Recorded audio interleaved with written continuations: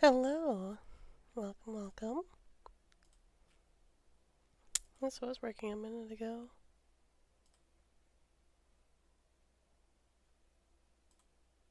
Let me...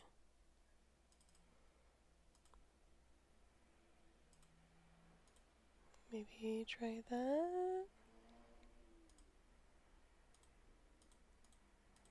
No?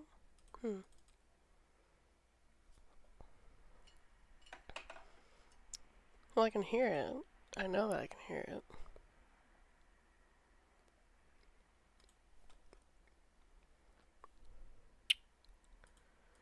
Hold on.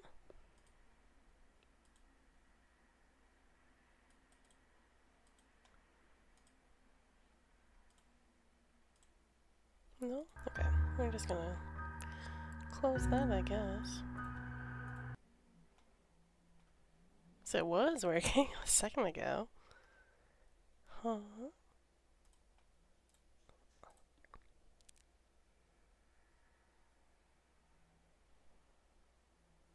Don't worry about that.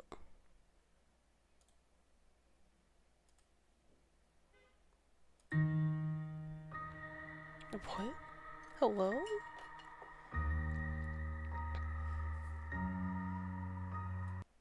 Hold on, this is a little loud.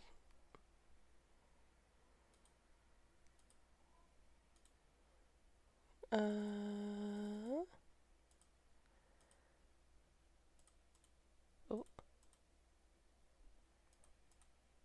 Huh? Wait, what? What? It had it. It had it for like 2 seconds. What? Fuck it, I don't care if my Steam is showing. What? Okay, hold on, I'm gonna... Let me try this a third time. Let me see...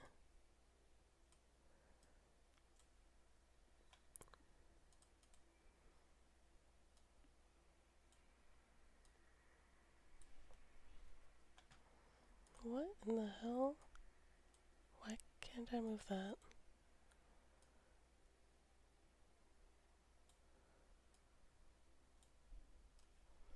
Hello, OBS? Would you like to cooperate?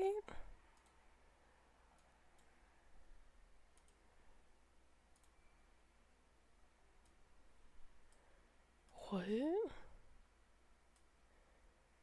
Okay, hold on.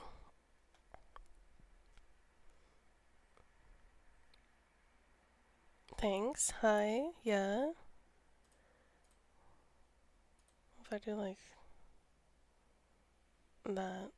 Oh, what? You can see. Huh? Okay.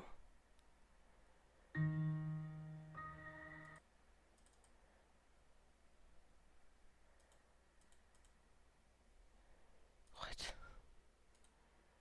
in the world? Uh, uh, yeah? Yes? Okay, cool.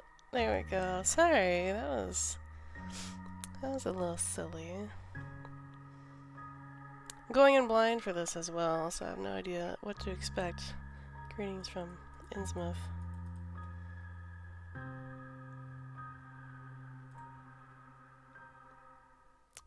Boston, MA, your office.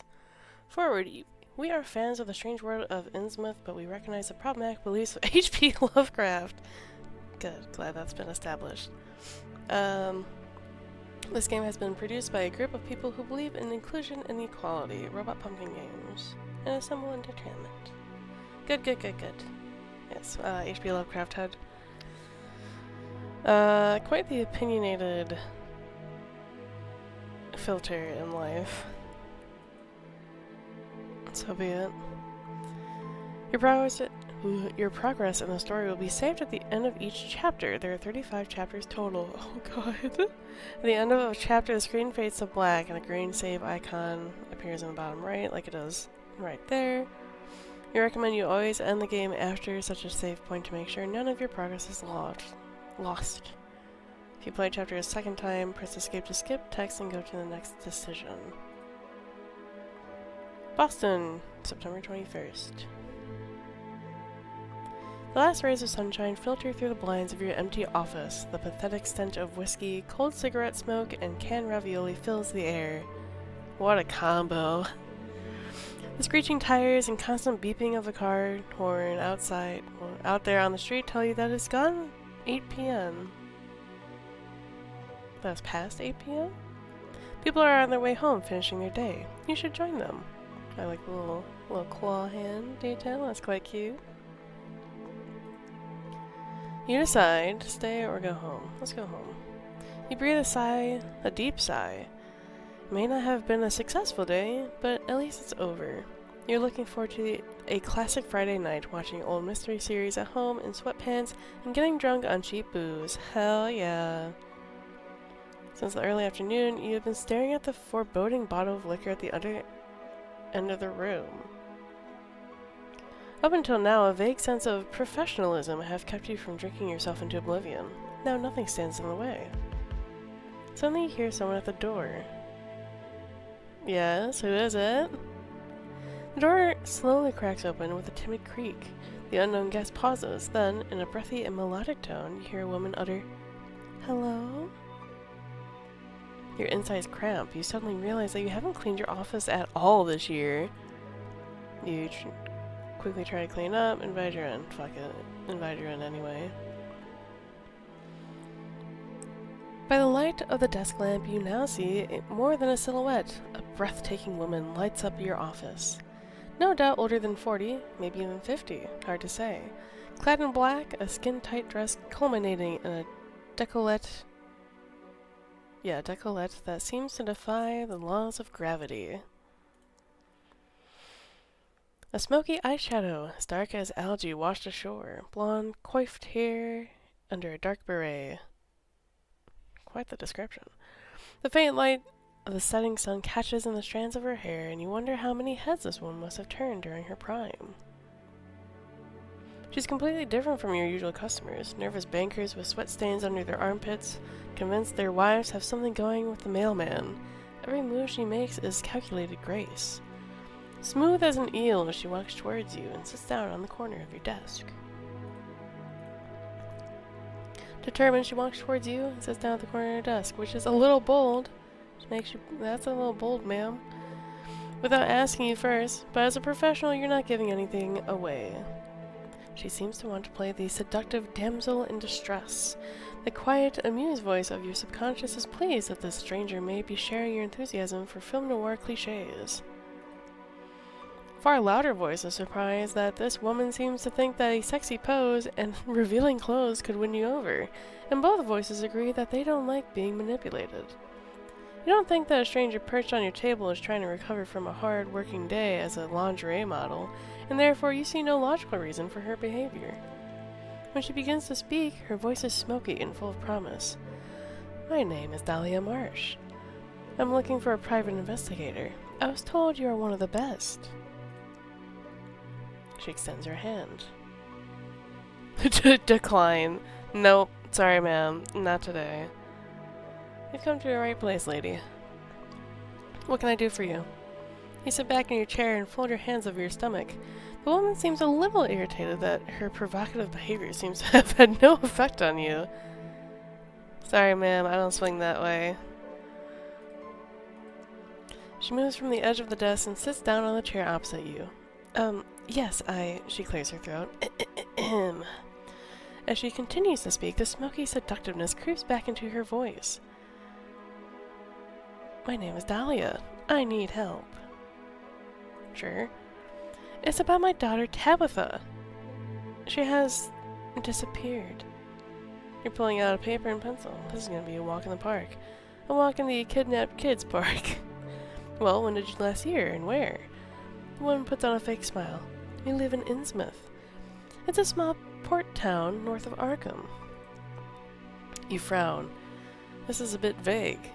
What was your child doing when you last saw her? What hobbies does she have? Oh, you know, kid stuff. They just run around and, play with their yo-yos, that sort of thing. Dahlia nervously combs her hands through her hair. What does your daughter look like? She's only 8 and the sweetest girl you can imagine. She's been missing without a trace since last week. None of her schoolmates have seen her, and no one knows where she might have gone. She hands you a photo. Look, this is my little munchkin.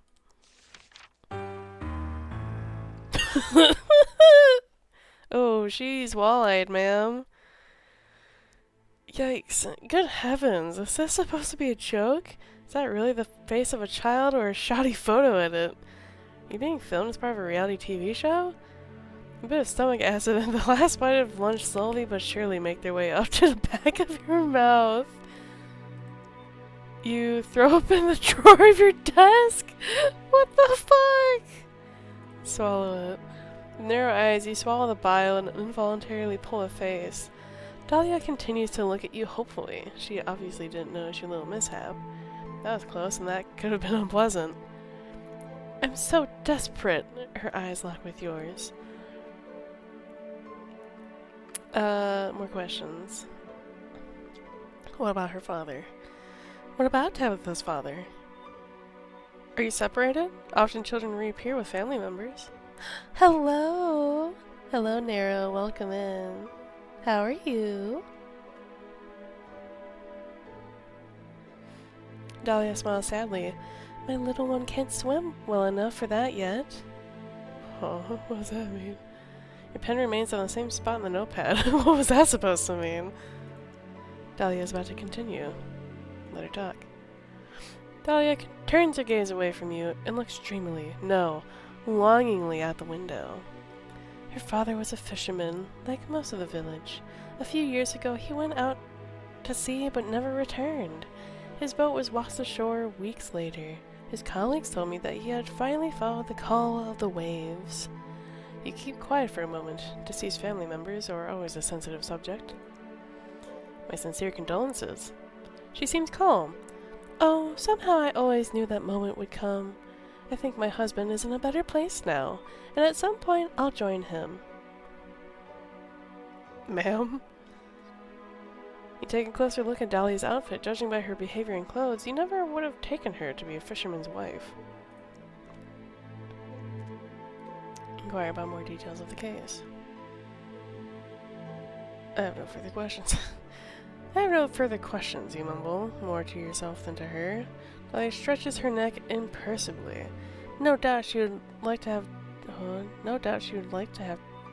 take a look at your notebook. Your pen hovers over the notes you've taken. Missing daughter, dodgy lady. That's it. You've worked with less. Are you gonna take the case or not? Sure. You nod. A missing persons case. Nothing unusual.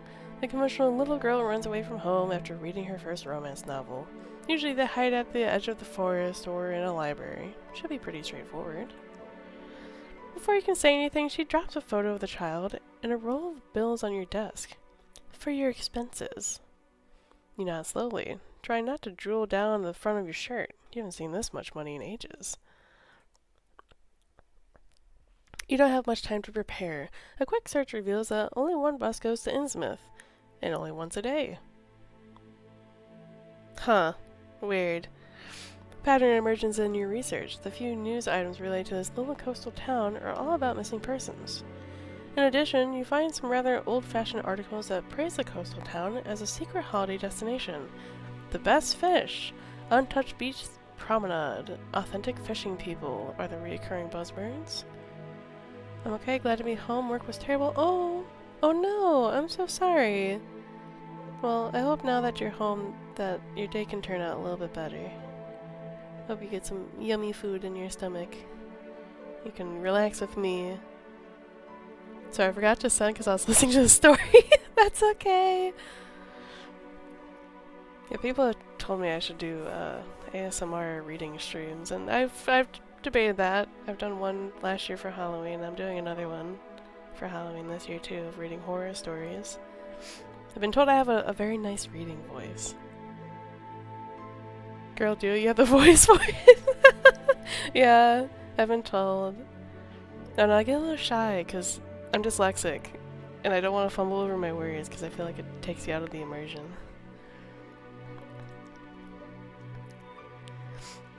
Natalia has given you the address at which you're supposed to drop off her daughter as soon as you find her. She also wrote down her phone number on the child's photo. I have it too, don't feel bad. Yeah, fair. You take another look at the picture before you pack your things. Man, ain't that a child? The next morning you travel by bus. Well, I guess that's the end of the first chapter. Ain't that a precious little child right there? Boston Bus Station. Your journey begins at a busy bus station.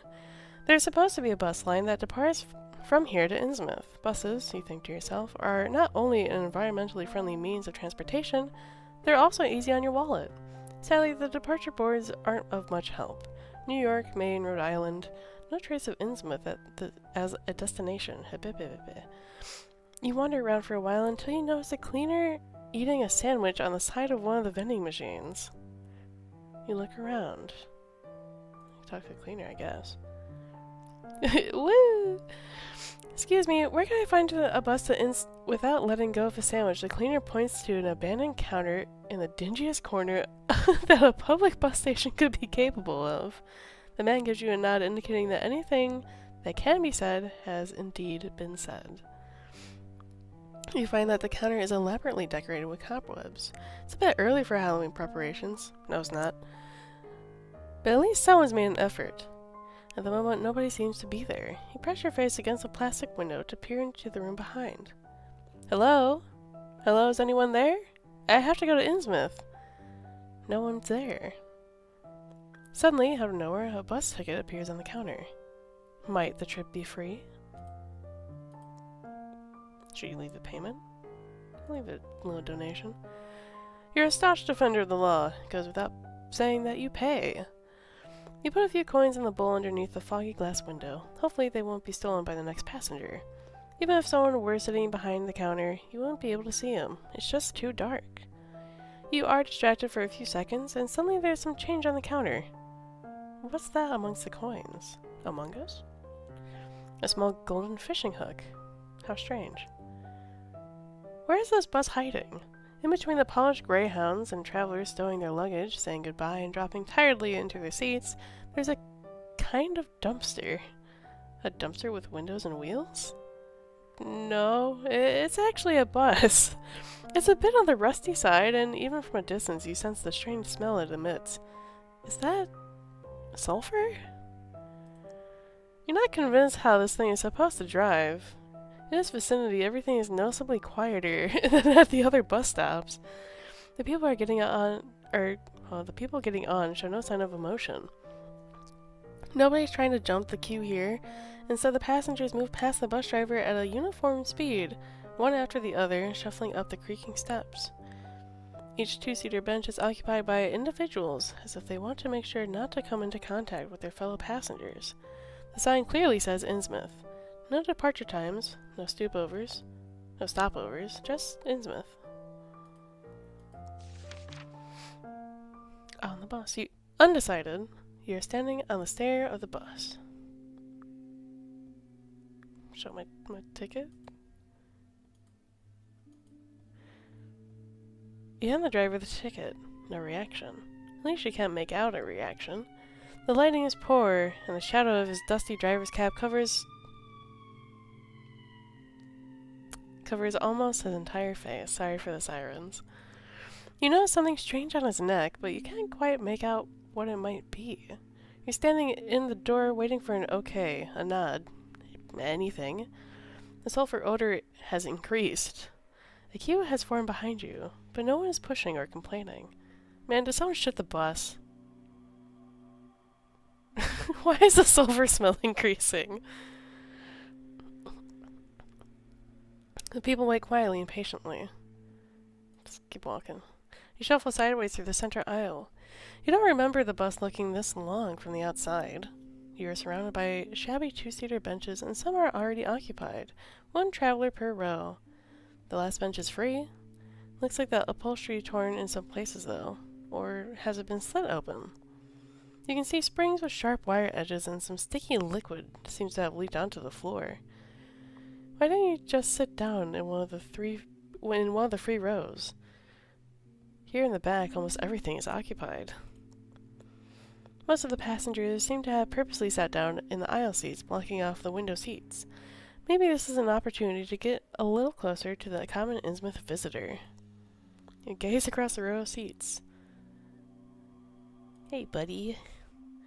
As a nonconformist, you join one of the passengers in a double seat. Since only one man was so considerate as to sit at the window, your options are limited anyway. As far as you can tell, the man is a haggard figure with barely any luggage. The hood of the grey jumper pulled far into his face. The man looks out to the street as if something very important is happening there that requires his attention. Is this seat taken? You ask politely. He turns his head and gives you a brief once-over. Without saying a word, he turns away again. Alright, that wasn't a no either. You sit down and regret it instantly. The smell of sulfur is now overpowered by something else. Something that smells like it's been in the sun for too long. Oh no. You're trying to catch a glimpse of what's under that hoodie. Does this person have a genetic defect? Is he malnourished? You're not sure exactly where the problem might be, but you're trying to stay professional. I'm gonna be lurking, getting a shower. Enjoy that shower. I hope it's nice and warm. Makes you feel good. You awkwardly stare at the headrest of the person in front of you. Talk to the stranger. No, fuck that. Awkward silence. May not have been the best idea to sit next to an unpleasantly smelling stranger. It's almost unbearable, and you still don't know exactly how long this trip will take. You take a look at your surroundings to distract yourself a little. The people all look incredibly tired, so you assume that they're recovering from some physically demanding work in the city, or from a techno party. The two of you sit next to each other silently, and the air seems to get worse and worse with every passing minute of this very, very long ride. The bus leaves the country road and turns off at the wooden sign that says Innsmouth in red flaky letters. The journey continues rather bumpily along the narrow dirt road littered with numerous potholes. In the distance, some houses are already visible, seagulls circling the roofs of the outermost edges of the city. Slowly, all passengers take their bags out from under the seats and get ready. Sus. Very, very sus. Curious, you look through the front window, the side window. Look through the side window. That's odd. The bus passes by a huge... What is this? A scrapyard? Parking lot? Why would something like this be right here outside the city? You pass another wooden sign whose half-peeled writing advertises the Innsmouth Park and Ride area. I love this. I'm glad you're enjoying it. A lot of cars look like they've been sitting here for years. Sand covers some of the bonnets and windscreens. The front door of the bus opens with a squeak, and you join the monotonous line of locals stepping out of the bus as if in a daze. Almost walking in step, you all get closer to the exit. As you walk down the steps, you have to turn to protect your eyes from the sunlight. Turns out the windows of the bus were tinted. The other passengers shuffle off. Innsmouth, town limits. Finally, Innsmouth. You examine your surroundings while you stretch your legs, trying to unwind from the stressful journey. That was stressful? That was just awkward. No artist could have adequately captured the serenity and beauty of this place. A clear blue sky lights up the town square, which is paved with bright limestone and surrounded by neo-colonial buildings reminiscent of 19th century New England. A fresh sea breeze, crying seagulls, and locals going about their business. In the center of the square, water trickles from a fountain. As you stretch your limbs and breathe in the clean air, you're suddenly startled by the water feature in front of you. The fountain is an enormous fish-like brass creature. An open jaw lined with shark-like fangs spouts brackish water down its massive, inhumanly contorted body. As if that wasn't enough, there appear to be human bodies squirming underneath its massive claws. Their faces are as contorted as yours is right now. How long have you been standing here? Eyes wide open in shock, you feel utterly paralyzed. You start to scan the town square and notice more and more disturbing details. On every corner you spot ornamental statues of reliefs of fish. But these are not your classic, harmless kind of fish. These are pagan symbols and grimaces of supernatural creatures from the darkest crevices of the deep sea. In surrounding houses, you can see faces pressed against the windows. All the locals appear to be watching you. You suddenly start to think that the cries of the seagulls sound particularly human-like. They sound like humans crying out in pain. What happened to the idyllic scene from a few moments ago? Welcome to Innsmouth. Huh? Welcome to Innsmouth. How nice of you to visit. A small elderly woman waves at you from afar. She beams at you as if you were her long-lost grandchild. She seems very different to the boors you've met so far on the bus into town. Her squealing shakes you out of your nightmarish panic. It's so good to have you here. I've noticed you're very taken by our local fountain. It was built in 1704 by Abdul Necratus, a favorite artist and friend of Charles Dexter Tillinghast, the founder of Innsmouth. The central figure was a present, and it was supposed to commemorate the travels together to Cairo. You can clearly see the Egyptian influences in Necratus' work, here and here. She points wildly in every direction. And here! But I'm sure you've already noticed this yourself. You look like someone who knows his way around art, she says with a wide smile. You're still in shock. She beams at you. Who the hell are you? Of course, I am an art historian. She enthusiastically starts clapping and squealing. A small, plump person in a garish costume who finishes off all of her sentences with a delighted chuckle. Oh, I noticed that at once. How rude of me. I haven't even introduced myself. My name is Muriel Poopingplace. That's not a name. That's not a name. I'm the director of the Parks Commission, chief tourism officer, and head of the welcoming committee. Ta-da! Behind Muriel, there is a ramshackle wooden information stand, lovingly decorated with balloons. A colorful painted sign reads, "Welcome to Innsmouth." Muriel tiptoes over to the information stand and picks up a whole load of flyers and leaflets from the rickety display case. She looks down at all the paper in her arms and briefly shrieks with laughter. Oh my goodness, why don't you take the city map to begin with? Useful. You take the map and put it into your coat pocket. Would you like to find out more about our wonderful town, which has been awarded the East Coast Stunning Town Award for several years in a row? And would you? I'm actually looking for someone. Here I am! The small plump woman starts giggling. Innsmouth welcomes you so warmly. So you're looking for someone. It's not that uncommon for two lonely hearts to find one another in this romantic place. Muriel winks at you. Oh, hello. No. You see, I'm looking for this girl. It's always about a girl, isn't it?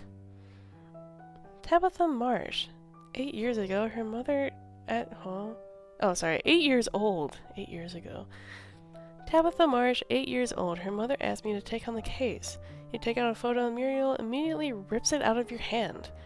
Oh, what a cutie! But I'm so sorry to say that I've not heard anything about missing girls. How awful. This sort of thing doesn't happen in Innsmouth. Perhaps you can have a look around at the beach or on the playground. There are a lot of kids around here. I'm sure that's where the little one will be. With an unnaturally wide grin, she hands you back the photo, turns around quickly, and makes her way over to accost another tourist family. You head further into town along the cobbled road in the direction of the coast. Not long ago, the sun was bright in the sky, but already the first wafts of mist are creeping into the streets. The air feels thicker, and the sun can no longer penetrate the fog. Time to think about where you want to go. You slow down. You lean your briefcase against the wall and start pacing up and down the quiet alleyway. You've got an important choice to make right now. The The city center is in the north. Even from afar, you can see the outlines of the old and ornately decorated buildings in the main town square. Here you should find the police station, the main shopping street, and, of course, the town hall. As a coastal town, Innsmouth also has a harbor. From your research, you found out that this is a bustling area with a dreamy beach. You expect there to be mostly tourists. According to your research, the only hotel in town, the Gilman Hotel, is located in the old town. You think about checking in. You could do with the freshening up and getting rid of that bus smell and that is still clinging to your clothes. Just as you are about to set off, your heart leaps into your throat. You've forgotten your briefcase. This has never happened to you. You usually take good care of the little little you possess. There's nothing you can do about this now. You'll have to wait until your journey to find out whether someone has handed it in to the lost and found. Still, you could swear that the briefcase was already gone when you got off the bus. Where to go? Where to go?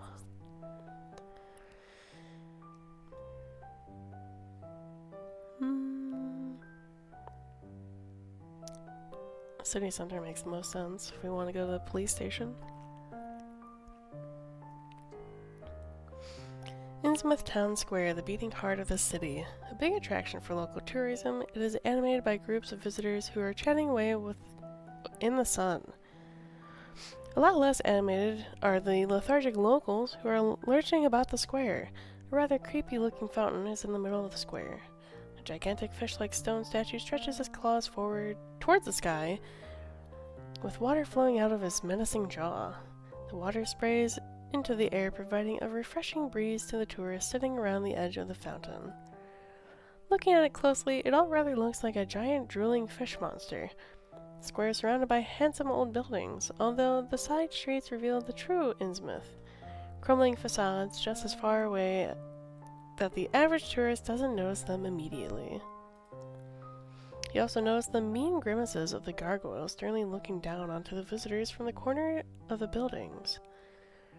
You make a mental note to block out the Innsmouth architecture in the future. At first glance, you can see the town hall and a police station behind the fountain. There should be a few more public facilities nearby, but you don't notice anything right away. Let's go to the police station. You enter the precinct and find yourself in a small foyer. A counter separates visitors from the actual office of the police officers on duty. A standard practice, observed even in the cranky little town like Innsmouth. A chilly, not particularly inviting old building, with only a single narrow window on the northernmost wall. The room is bathed in a yellowish light, but rather than a warming glow, it's much more like warm sick. Yellowed wallpaper is about to come loose from the walls, probably a process that has been ongoing for years, the exciting finale of which you can witness today. Almost everyone is in the poisonous green tiles on the floor, has cracks or other small damage. The policeman is on reception desk duty. He looks at you through dull eyes. The police station gives off the same lethargic vibe that you've come to expect from the Innsmouth by now. But who knows, maybe they can help you anyway. Talk to the guard personnel. Okay, get down to the point. The life of the little girl is in danger. The wooden floorboards creak under your shoes as you approach the cop. They sound like moaning of an audience somewhere in the distance, commentating on a display of epic stupidity. The cop on duty has been watching you intently ever since you entered the room. He clears his throat before talking to you. So you want to file a missing persons report? Yes, that's why I'm here. You answer truthfully. You're a little startled. How does he know this? Can he read your mind? Perhaps you think to yourself, he should quit his job and make a lot more of dough playing blackjack in Vegas. The cop rummages around for a notepad and pen. How did you know that? Cop looks askance at the board with all the missing people reports. Then incredibly, slowly, his eyes find yours again. Getting ready to stream, but I'm gonna leave a lurk. Oh! Thank you for the lurk. I hope stream goes well. Maybe I will raid you? Perhaps? Maybe. I'm a good judge of character. He stares at you. Ask for support with the Tabitha case. So, please let me know all the details, the cop interrupts in a monotonous and bored voice, his eyes trained on his notepad. Then we can start pursuing the case. So, this is about Tabitha Marsh. Thinking about it, I wonder if a missing persons report has already been filed. Could you please let me know about any news on the case? The cop frowns. Tabitha? No, I've never heard that name before. What? Are you sure? Huh. Lift your hands in a soothing gesture. There are definitely better ways of spending your time than trying to pick a fight in the police station. The whole thing is probably already dealt with. I'm sure there's an explanation for everything. Cop gets out of his chair. A voice in the back of your mind tells you that it's a good thing you're separated from him by a glass window. He turns to go back into the back office, but by that point, you're already on your way out. Excuse me. Something tells you that you're wasting your time here. You say goodbye quickly and, under the stern watch of the cop on duty, you leave the station. So you step outside and you start wondering whether you had seen the guy's eyes blink at all. Well, not that important. You leave the police station. When a heavy door snaps shut behind you, you exhale. Without noticing, you've been holding your breath ever since turning your back towards the little wooden desk. There was something off about that cop. And it didn't take an online detective course to figure that out.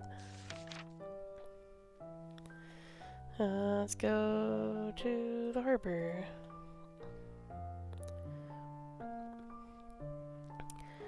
Innsmouth Harbor is signposted, much better than the local hospital.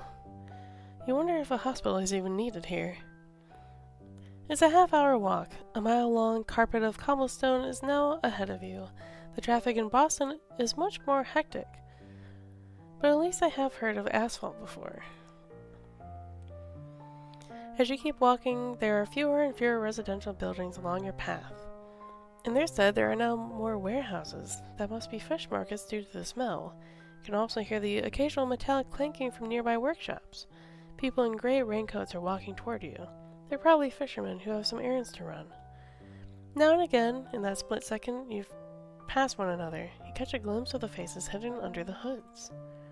Puffy eyes that look at you suspiciously. Although there are a few clouds in the sky, there's no chance of rain as far as you can tell. Why are they all wrapped up like that? You wonder if you have a sixth sense for approaching storms. The sound of the rhythmic blows of a hammer nearby tears you away from these thoughts. It would be interesting to watch the work in shipyard, but little Tabitha is unlikely to be here to play. From a distance, you can already see the masts of the boat, which rise up into the sky like a row of spears. You walk along the small street at the quarry, with the harbor basin just behind it. The view of the harbor is splendid. Boats of all shapes and sizes are coming and going. Nets are being emptied out, and fish seem to be endlessly splashing into huge freezer boxes. Local trades are being sealed with handshakes, and, at the end of a wide headland, a huge lighthouse watches majestically over the bay. The ideal postcard motif if it wasn't for the people. You only know fishermen from the movies, and you have to admit they have a certain prejudices. These include, they have weather-beaten skin, and the captains always have well-groomed beards. There are their strong, silent types, or hard-drinking lads who sing filthy sea shanties, but these creatures in front of you are neither majestic nor leery. They move around more like tragic hunchbacks you expect to see in French cathedrals. A few yards to the right, there is a fork in the road, and a road sign pointing further north. The inscription reads, Innsmouth Paradise Beach. In the far distance, you can see a building that looks like a church. Hang on, a church? On the coast? How eccentric. Let's go to the church. The church is located on a hill overlooking the harbor. You're immediately drawn towards it. You stroll along the docks towards the cliffs, taking the pleasant sea breeze and the hustle and bustle of the ships. Your original mission pops into your mind. This place is so relaxing. It's just too easy to forget about the little girl. Out of the corner of your eye, you can see 3 fishermen whose boats just moored. They're not working. In fact, they're not doing anything. They're just standing there, staring at you. A feeling of serenity is slowly overtaken by anxiety. We're just gonna walk past. All of a sudden, it feels as if you've got a big target on your trench coat. It's difficult, but you manage to swallow the provocative comments that you would have liked to hurl at the fishermen, and instead try to act more discreetly. After a few yards, you turn around again. They're all gone. The crew must have disappeared below deck on their little boat. What a strange bunch. Suddenly it's utterly plausible to you that people in this town can disappear just like that. You're a little closer to the church building now, and you're relieved to find that there are a few dozen people outside of its gates. They're not the usual creepy Innsmouth kind. The group are just gesticulating and discussing something in a very animated manner. Normal people. Wow! As you reach the courtyard, you're able to assess the situation a little better. 2 groups with about the same number of people are confronting one another, surrounded by a few more reserved onlookers. 2 shouty people, who appear to be the representatives of the 2 camps, are facing each other. A bronze plaque is displayed above the gates to the entrance. Engraved on it, Esoteric Order of Dagon. Go into the church, why not? Whatever their issues might be, they clearly don't concern you. The 2 parties are so engrossed in their discussion, they don't even take note of you. You shall pass them unnoticed. Why not? You're already here after all. Almost immediately, 2 grumpy-looking men clothed like fishermen stand in your way, preventing you from entering the church. They seem to have a competition going on as to who can give you the most sinister look. What now? I need to go in there? You murmur, a little intimidated. I don't think so, scoffs the younger of the 2. Yeah, I don't think you need to go in there. This is only for the children of Dagon. The older one grunts. They look at you with a glint in their eyes. You decide to leave. Other than religious fanatics, the Church of Dagon doesn't seem to have much else to offer. And there are enough of those in Boston. You walk down the sloping path from which you have come until you're back at the quay of the harbor. Go to the beach. The beach. The screeching of seagulls and endless white, well, brown. Okay, fine, gray beach at the end of, and the sound of the waves. Clean, well, potentially clean water. The algae are way too dense to really tell. You walk on the sand and move a little closer to the waterline, curious about what you might discover there. Although the sea is not stormy and the tide is low, Innsmouth Beach is not really a touristy place. Everything is simply too gray. This is what you associate with the real vacation. Sea. The sea. On the horizon, the ocean looks limitless. The rhythm of the waves is hypnotic. Spending time here is much better than visiting a dive bar next door. In the future, you should make day trips to run down coastal villages more often. Lost in thought, you keep wandering over the dunes. You notice how all the colors of the sea and the bench seem to be swallowed up in your strange light conditions here. You hold your hand up to the front of your face. Your skin looks gray and matte. But still, you feel relaxed. The murmur of the sea invigorates you. You feel a deep sense of longing within you, a serene sense of inner peace and freedom. Until the techno music starts. A monotonous beat, the sound seems to be coming directly from the beach bar a few hundred yards off in the distance, which appears to be surrounded by about a dozen people. Given the changing weather, it's perhaps no surprise. What else is one supposed to do on this beach apart from drink cheap cocktails and dancing to bad music? Something strange grabs your attention. A kind of cage standing in the shallow water, perhaps 12 feet wide and deep. You walk to the cage.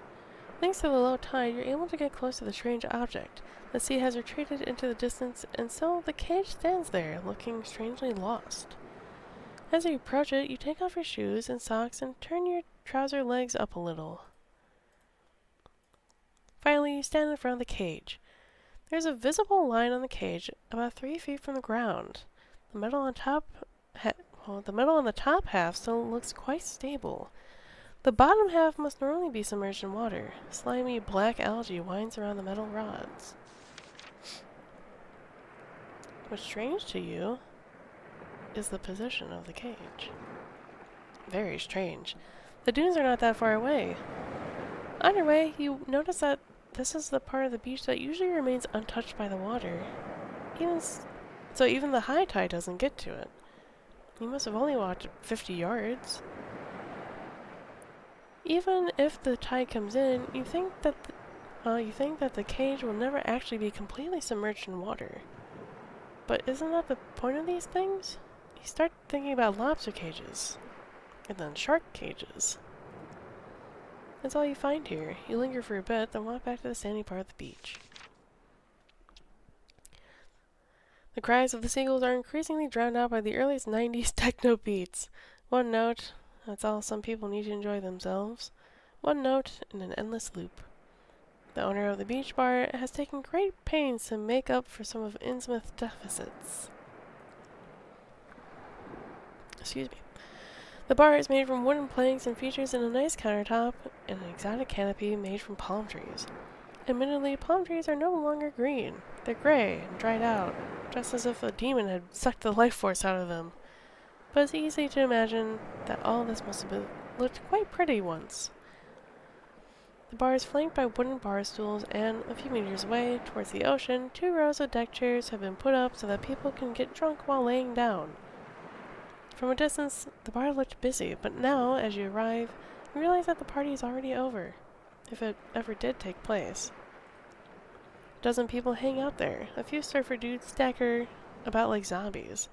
Some of them carry empty cocktail glasses around. Some of them yell "Party!" and "Woohoo!" enthusiastically. Precisely. This kind of people. The guy with long hair and sunglasses nods his head in time to the techno beat and taps along on the bar counter with his flat hand. There's no bar staff in sight. One of the tourist families you had spotted on the way here has spread out on the deck chairs. They're evidently trying to keep away from the party. I guess take up one of the deck chairs. It can't hurt to just rest for a moment. It means you'll be able to resume your mission full of energy. Or whatever. Both of the chairs are free. All offer excellent views of the sea and the increasingly cloudy horizon. You're spoiled for choice. Going over to where the other tourists are. Why not? You'll be able to learn their language if you spend time around them. It's one of the families you've already noticed a few times today. Happily chatting parents are constantly eating, and they're chronically bad-tempered children. The 4 are hard to miss with their loud chatter and tasteless tour outfits. They've settled down on the deck chairs, sipping on some soft drinks. You clear your throat, the international sign for "hello there, I'd like to say something." What are you going to ask them? I'm looking for this girl, you say, and show them the photo of Tabitha. Parents bend forward and squint in order to see the little face better. Nope, sorry, the father says, and goes back to sipping his fruit juice. Nope, me neither, the wife adds. Nothing then. You know what the cages are for. That strange frame alone in the water, in the middle of nowhere. You have to keep thinking about it. Do you know what these cages are for? You ask the parents. Oh, those? The father's face lights up. We've just taken some photos of them. I think they're for children to climb on. They're not meant for children. His wife chips in. That's how people here catch lobsters and whales and things like that. Whales? You're catching whales in this shit? Bullshit, the son murmurs. He pokes the sand with a wooden branch, probably imagining that he is stabbing someone. They're from the Middle Ages, and people were put there to drown. Ah, kids. Who are you kidding? You decide to lean into your antisocial side. You get comfortable on the deck chair. The incoherent chatter of the family remains merely a static noise in the background. Not too shabby. The dark clouds drawing together on the horizon worry you a little, but they're far away enough for you to simply enjoy this moment. On a beach. Technically, you have been near a beach the whole time, but you couldn't really switch off. There's a haunting sense of danger, and a feeling of paranoia that you simply couldn't shake off. Luckily, the paranoia has gone now. The cool sea breeze caresses your face as you tune out of the other tourists' annoying conversations. You listen to the murmur of the waves. The regular to and fro of the sea has a soothing effect on you. Your eyes fall shut. Uh-oh. It's cold. You're freezing, which is annoying because you had settled down quite comfortably on one of the deck chairs. You could swear you've noticed a shadow while half asleep. There was a figure who tried to grab you and carry you away. Was that all a dream? A chilly wind blows on your face. Ah, damn it. This case is going to be the death of you. You simply lie there, as if dead. Your attempts to return to a more comfortable position are punished by a stabbing pain in your behind. Some bit from the chair is digging into you. Probably a cheap model. Damn tight asses, you mutter weakly and push yourself into an upright position. The sun has now set, and all other holiday makers have gone. Instead of freezing their asses off, they're probably sitting in a warm hotel by now. The moon illuminates the beach. The moon illuminates the beach, and the waves shimmer in its eerie green glow. Green? Nature is fascinating. You stretch your tense neck when you notice some lights off in the distance. Night has fallen and, with each passing minute, seems to get chillier. The lights appear to be moving and are leading away from the town. You wonder whether you should take a closer look at the spectacle or go to your warm hotel. Beach lights. Why not? The day is almost over anyway, and maybe you can at least manage to figure out what the lights in the distance are all about. You trudge through the sand. Then you notice that the lights you were heading towards are moving. You do not stand still, but twitch back and forth. Hang on a moment. You're on a beach. It's night. Weird blinking lights.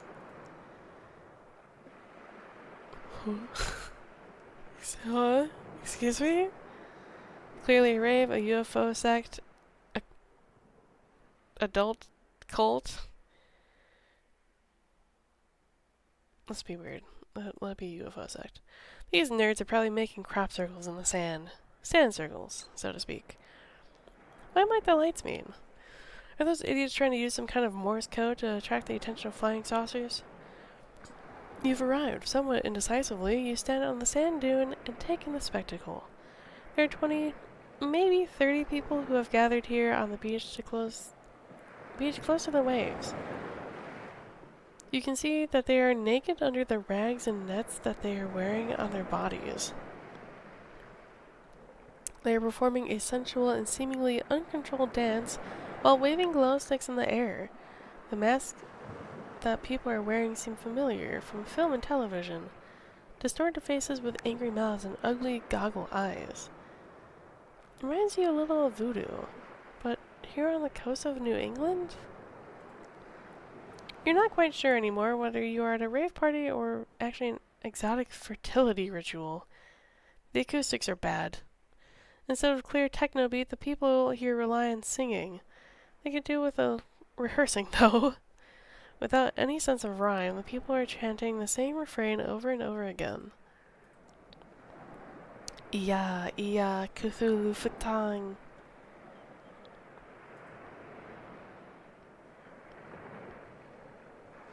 Make yourself comfortable on the cool sand of the dune. A good decision. You have a perfect view of the dancers, a bizarre spectacle and all. And exotic.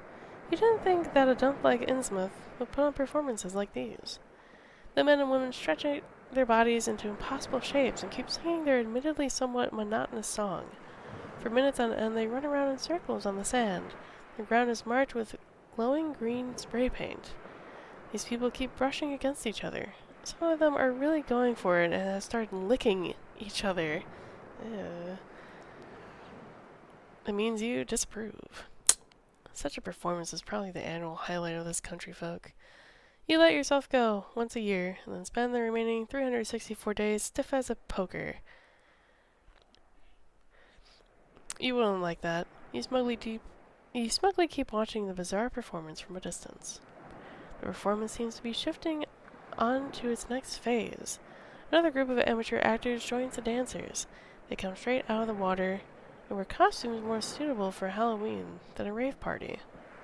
These green shimmering costumes are very strange indeed, and you can't make much of them.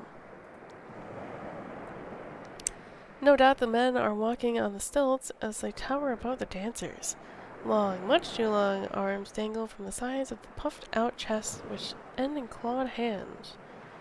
How are they supposed to dance with that? And then those helmets, deformed mouths, sunken noses, and ugly pop eyes. They remind you of footage from deep-sea nature documentaries. The costume people are warmly welcomed and mingle with the people. Then they start to... Oh, whoa, okay. This party is definitely X-rated. A brave choice for a tourist entertainment program. You cover your eyes. See no evil. You're sure that naughty stuff is covered by... Huh? You're sure that naughty stuff is covered by this as well?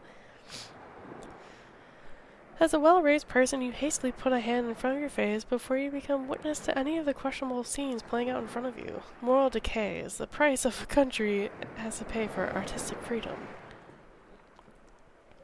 Although the program has given you pleasure up until now, it's all getting too much. Hopefully this is not the finale, and there is something else on after this orgy. Peek through your fingers a few more times. People still aren't finished. Meanwhile, all the costume figures are rolling in the sand with the dancers. No one is singing anymore. The monotonous chant has turned into soft moaning. You're starting to get bored. After an exciting start, the orgy quickly loses its appeal. You give the performance a maximum of 5 out of 10 sea stars. Maybe it's time to head home. Okay, you're done with this. Compliments to the amateur actors who are still lolling around naked with each other, especially given these cool temperatures. You can't wait to get into a warm bed. Let's just hope that by then these images will have disappeared from your mind and won't disturb your sleep. You pat the sand off your clothes and make your way to the hotel. The Gilman Hotel. I'm gonna take a little drink.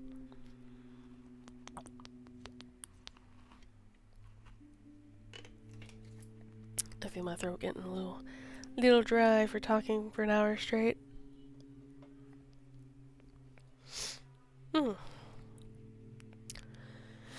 Darkness has befallen Innsmouth. Old-fashioned gas lights illuminate a few patches along the dark alleyway, but generally it doesn't look as if the town planners were too fussed with providing adequate lighting. Some streets are completely plunged into darkness. You struggle more and more to find your way around. Was this awful gargoyle already here earlier in the afternoon, or are you in the wrong part of the town altogether? When you're almost about to give up in your search for the Gilman Hotel and resigned to finding a cozy spot somewhere on the curb, you see it, the outline of the hotel roof.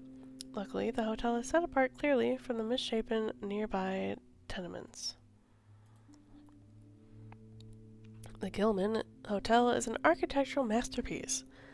Although right now in the dark you can't make out many of its stylistic features, the hotel majestically rises 4 stories above the rickety houses that surround it. A sea of leaves glints in the window of the moon. It must be ivy. An empty parking lot makes you think that the hotel must still have some rooms available. You felt like you've been followed for a long time. The growing paranoia and constant glancing over your shoulder, you'll be able to forget all about that very soon. You follow the path leading up to the entrance and come to a standstill in front of the massive oak door. Your hand touches the cold metal handle. You press it down and pull, but, to your surprise, the door doesn't open. The hotel seems shut. Ding dong. Surely it should be possible to wake up the concierge, the lobby boy, or the underpaid intern. under a polished brass sign that reads Best Hotels Competition 1928, first round competitor. You find the doorbell. You press down on the button for a second, then again for longer, and then once more for good luck. Whenever this doorbell is ringing, you can't hear its chime out here. You press the button a few more times. By now some angry person should be here to threaten you with physical violence. Nothing. The owner of the hotel is making it very difficult for you to spend your money. Knock on the door. They've asked for this. Hoping to maybe wake up one of the hotel guests, you pound your fist against the door. Apart from a bit of dust falling off the door frame, your efforts are in vain. You only produce muffled sounds, and you doubt that anyone inside will hear them. It's hard to believe, but the architecture of the hotel seems to be of very high quality. You begin to wonder why anyone would waste their exquisite workmanship in a place like Innsmouth. Forlorn, you stand in front of the hotel. You walk around the property. Metal bars in front of the windows make it impossible to simply climb inside, but you had at least hoped to find a lit window which you could knock on to make yourself known to someone inside. They won't even let you give one of the night shift staff a good scare. All the rooms inside the hotel seem to be in complete darkness, including the foyer. No one is working. No one's having a drink at the hotel bar. The whole building seems to be shut down completely. You walk around the whole hotel, still hoping to find a lit window somewhere. No such luck. Soon you're back at the entrance. It's hard to believe such a thing is possible these days, but the hotel really seems to be closed. No one is allowed in or out from that matter. Do the guests know that they're being locked in the building overnight? Would there be another gormless tourist in an hour or two trying to get in just like you are now? Not actually your problem, you remind yourself. You turn around, leave the hotel behind you, and walk back to the street.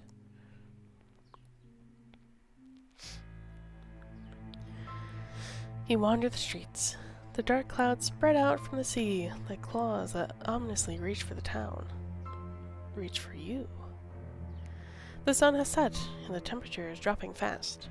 The air, too, gets cooler, and a rough wind whips through the alleys. You're lost. You have no idea how to get out of this godforsaken town, and as if that wasn't bad enough, you also underestimate the September weather on the coast. And the real cold temperature is still yet to come. Scattered raindrops do not bode well. You aimlessly wander the streets. The narrow alleys are a labyrinth of simple wooden fisherman huts. At least you're not completely on your own. Look at that! Even at this late hour, there are groups of people out patrolling, with torches and pitchforks, and knives, and nets. Huh. Stay in the shadows. It's not necessarily the knives and nets that make you worried, it's the limp that many of the villagers have which makes you nervous. The people don't walk, they waddle, stagger, stumble and stifle, and shuffle, with their upper bodies lifted up like malicious trolls in a fantasy film. You have found refuge behind some old barrels in the narrow side street. You would love to simply huddle up there, but in the middle of the alley you are without protection against the rain. The pitchfork mob still hasn't noticed you. You wonder what to do next. Let's see if we can discreetly move through the town. One alley follows the next. The ground is muddy with knee-deep puddles. Knee-deep puddles? Huh? The paths are lined with run-down huts consisting of nothing but a few bricks and corrugated iron roofs piled on top of each other.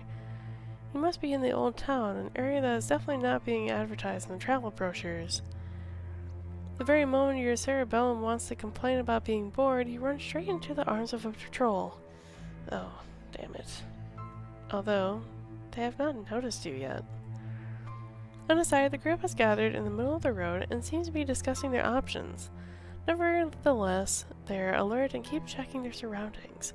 You reckon they will discover you soon, because here, in your position, you are a sitting duck. Your heart is pounding. Cover my face.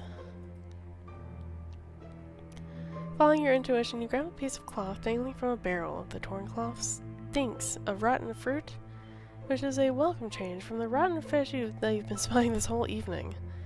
You walk up to the small group of townfolk. There! There! Screams the front man in the group, an old fisherman with a white bushy beard. He waves his torch in your direction. His friends limp towards you, their rags and raincoats, and rags flap awkwardly against their bodies. Iya! Iya! Iya! Iya! Cthulhu Fatong! Considering they're a limping horde of deformed lunatics, they've managed to surround you quickly. The light of the torches dancing in the rain makes the already scary faces look even more bizarre. Nervously, they lick their bulging lips while they stick out their torches, knives, and pitchforks to keep you in check.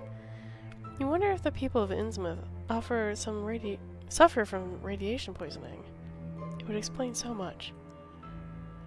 Hey, you there, the leader of the mob spits at you. Ah, damn it. There you were, hoping to be able to sneak past the creepy group, but you somehow must have caught their attention. What are you doing here all alone? Oh, I'm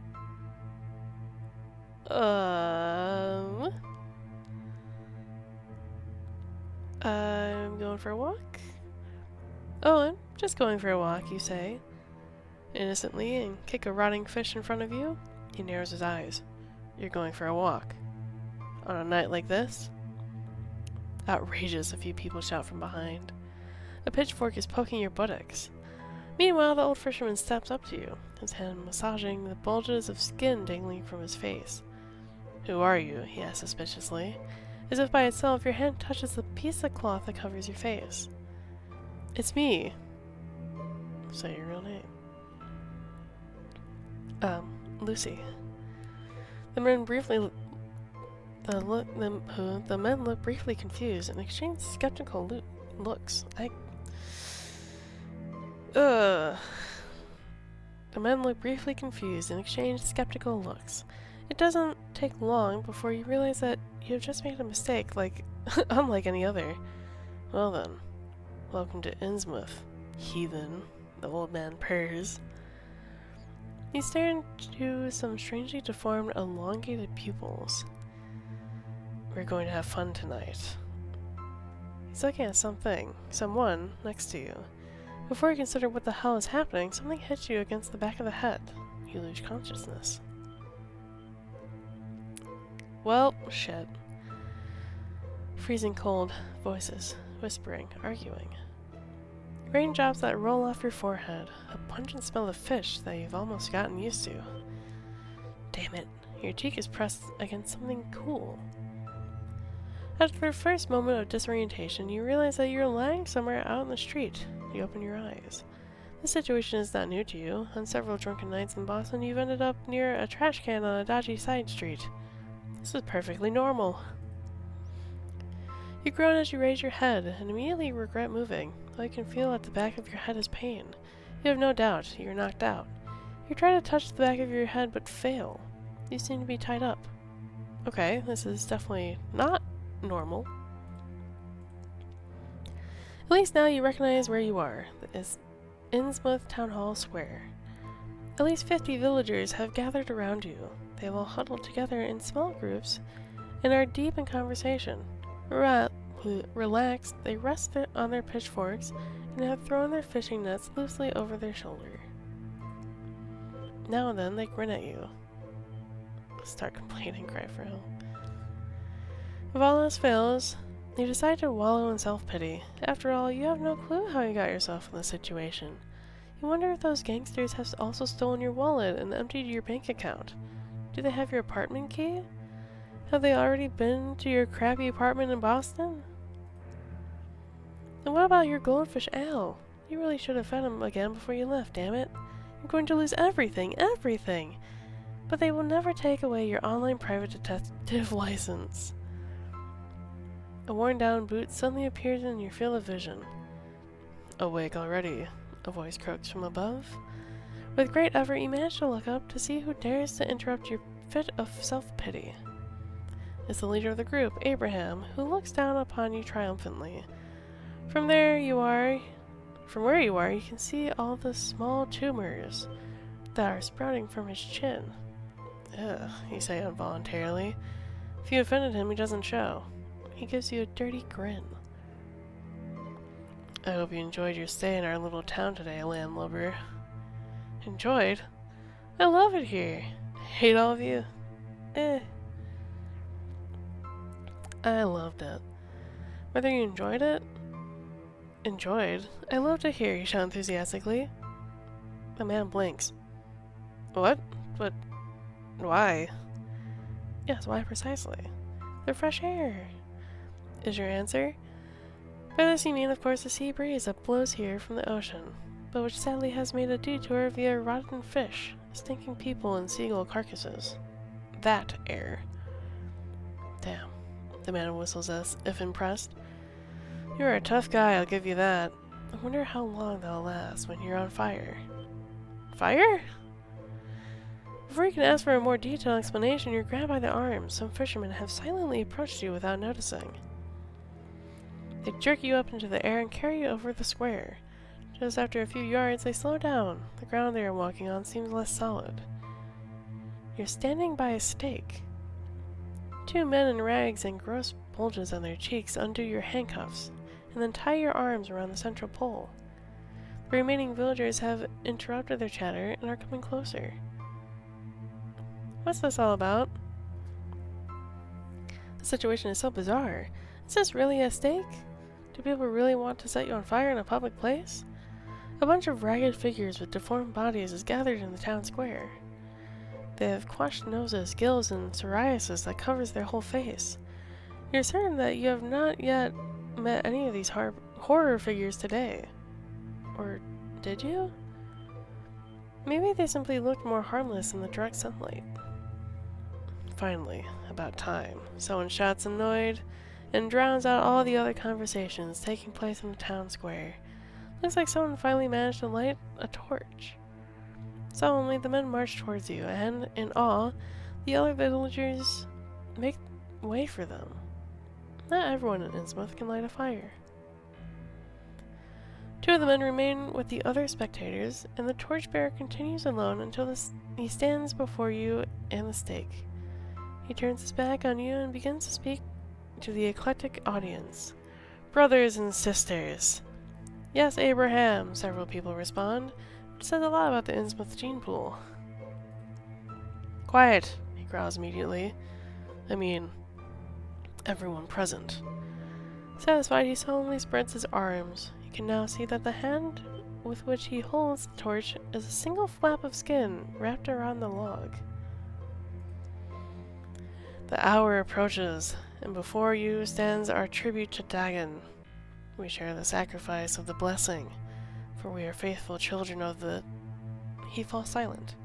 A dozen tourists walk out of the next alley along. The villagers look surprised and exchange baffled looks.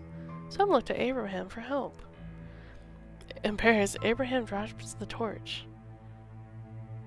Cry for help. Hey! Hey, help me! Please, rescue me! You blurt out. You earn some deeply hurt looks from the villagers, but their feelings are not as high up on your priority list as, say, surviving the night. The tourists look over to you with interest. The first few break away from the group and come closer. A young blonde man takes selfies with you, and himself at the stake. Hey, you scream at him. Inform the FBI. That's right, the FBI is the right institution to take a part in this incestuous fish-infested town. The man frowns. He looks at you and seems confused. Like a magnet, he is drawn back to the screen of his mobile phone. What? He asks. Lost in thought as he types something on the device. This is not going well. A tourist stands in amazement before the stake. Is this one of those medieval games? Like they do in Salem? Like they like to do that over in Europe too, with knights and stuff like that. Abraham rolls his eyes. Sure, he replies, but that turns out to be the wrong move. The tourist waves over his companions. The group of tourists assemble in front of the stake, which means that the locals can no longer see you. Some of the rough-looking men in fishing coats walk up to Abraham and speak to him. They're obviously getting nervous. Meanwhile, a few of the tourists break away. They take pictures of you at the stake. talk to the tourists. Psst. You there. You hiss at the people taking photos? A man with a mustache looks up at you irritably. What do you want? You got to get me out of here, you say feebly. Unbelievable. That you have to explicitly ask for it. What's your problem, the man asks. This is not for show, this is all real, you plead with increasing desperation. The man shakes his head in disapproval. I don't like that you're breaking character. Look, he gestures toward the ragged villagers. All those people down there freezing their bottoms off while you stand here, snug and in the limelight. So why are you trying to ruin it for everyone? God help you. Is he perhaps right? No. No, damn it, you scream hysterically. This isn't one of your stupid tourist programs. This is my life we're talking about. Yes, really stupid, someone from the group tourists mutter. Who just said that? You hiss, thrusting your chin forward aggressively. Your audience, consisting of tourists and increasingly intimidated villagers, takes a few steps back. All these people are starting to get on your nerves. Now untie me or there will be blood, you scream as if in a frenzy. All this is getting too much for the locals and their numbers visibly dwindle. Unsettled by the presence of the many tourists and your rage, they try to inconspicuously disperse into the dingy side streets that lead off to town square. It is Abraham, of all people, who unties you. Murmuring apologies, he too disappears in the small crowd, and then down a dark alley. Are you happy now? One of the tourists asked piqued. Yes! You scream ecstatically and sprays strands of saliva everywhere. Impossible, the man says. This sums up your thoughts up pretty succinctly. Disappointed that they were deprived of a free performance, the tourists shuffle on, and you can finally get out of here. You've made it. At last, you leave the streets of Innsmouth. They had closed in on you so much that the whole place felt like it was suffocating you. A vast void of darkness lies ahead. The lousy little coastal town lies behind you. You've swapped it for a bumpy dirt road and a parking lot whose motorized inhabitants glisten peacefully in the moonlight. At least it's not raining anymore, but it's still freezing. You take a deep breath. The pressure in your chest that had built up during the day now finally dissipates. Sweet relaxation. You'll revel in it as soon as you've made it back to Boston safely and have firmly planted your behind on your leather couch.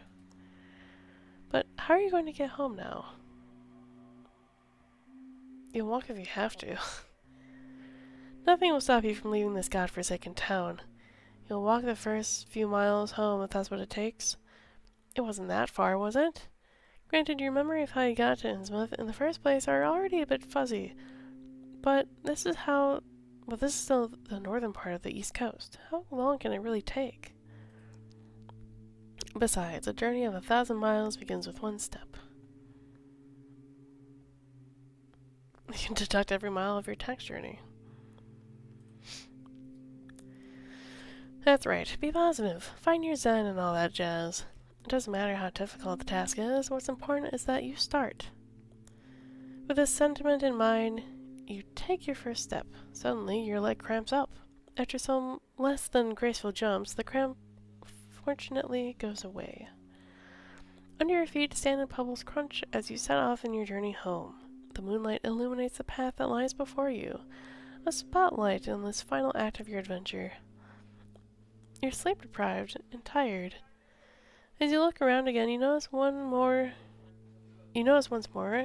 how so many things in Innsmouth are makeshift. They really skimped on everything, you think to yourself. Endlessly repeating to your right are an avenue of trees, and to your left follow fields. Just like in those cheap cartoons from the 80s in which one simple background image is repeated over and over again. A wooden sign. You are now leaving Innsmouth. Okay, this was the plan after all. You keep walking along the path. And on. And on. The row of trees to your right seem to be unending. Okay, you keep moving. And moving. Then sigh. Again. You are now leaving Innsmouth. As if I really need more elucidation? Wooden boards nailed together haphazardly and written on the matte red paint. Not a matte written on with matte paint, not a masterpiece by any stretch of the imagination. Always with the same stupid text. You're now leaving Innsmouth. Suddenly you realize something. The signs are identical. All the signs are identical, down to the last small detail, you could swear it. There, on the last letter where the paint had been applied too thickly, and then had slowly trickled down the sign. Okay, keep moving. Yet another sign. Again, and again, you are now leaving Innsmouth. You're starting to get a bad feeling about this. It's not actually that complicated. You're simply walking in a straight line, simply moving forwards. The explicit goal to put distance between yourself and this godforsaken hellhole. Why do you feel like a mouse trapped in a labyrinth? A laboratory rat observed by cold, cruel eyes during a hopeless escape attempt. Your heart is pounding.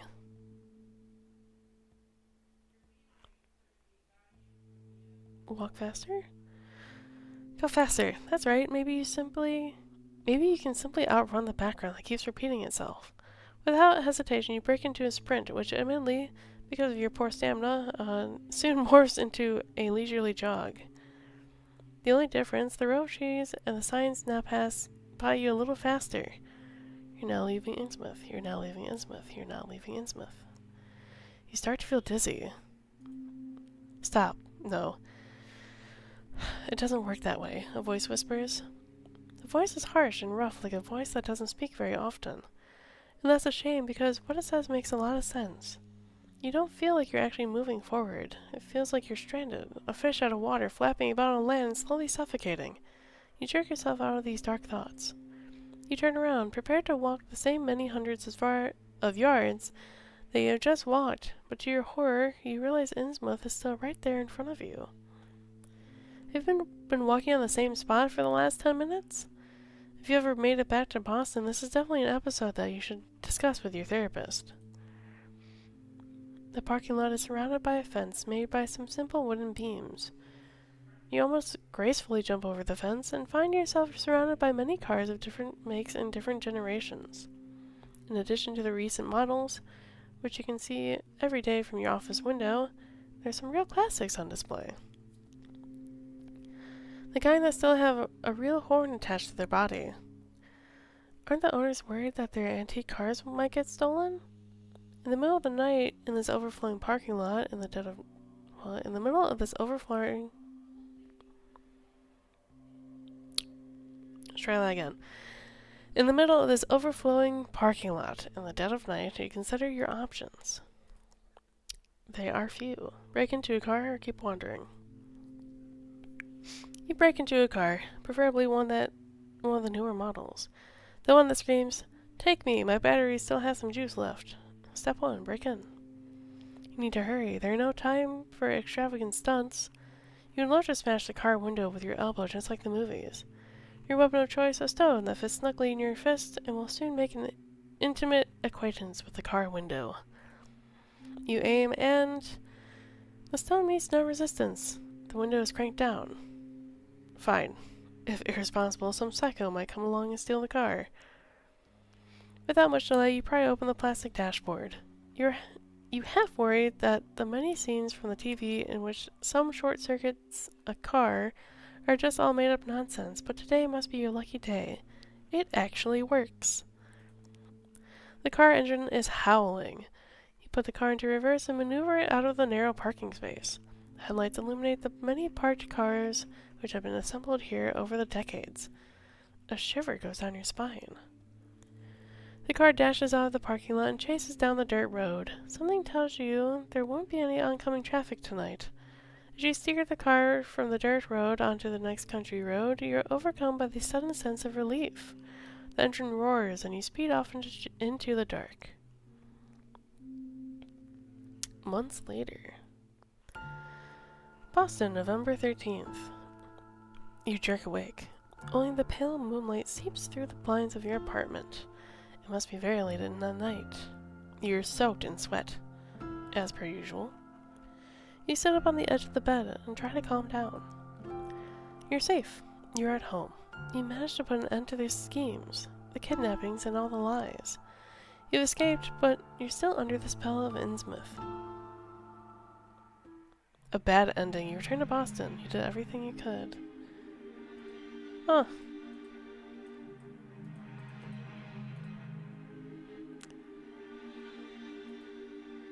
Oh, okay. Pyre. Interesting, okay. So we got not a great ending. We didn't really find anything about the girl. Didn't really find anything about Innsmouth as a general.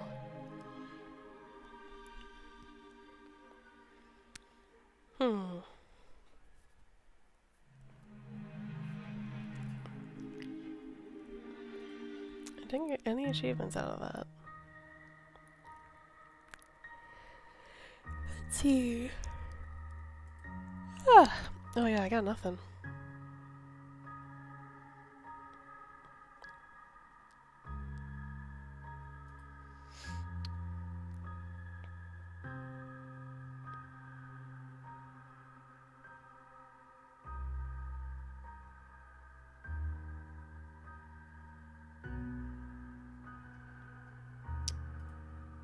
Well, just looking over a couple of the achievements. We'll do that again.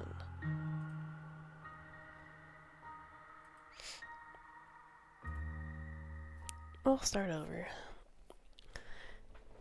Well, okay.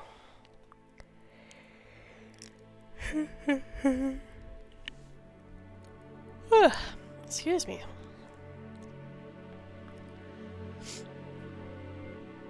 Okay, get a little bit more water.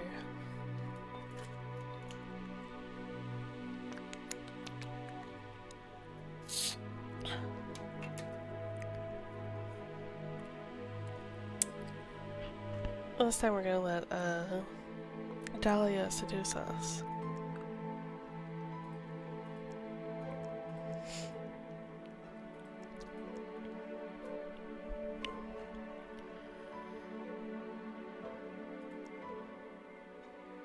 Wait, huh?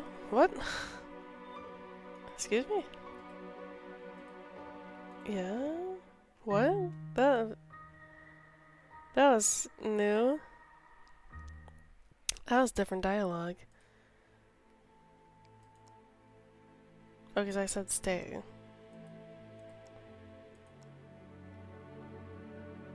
Yeah, time to go home. Who is it? Invite her in.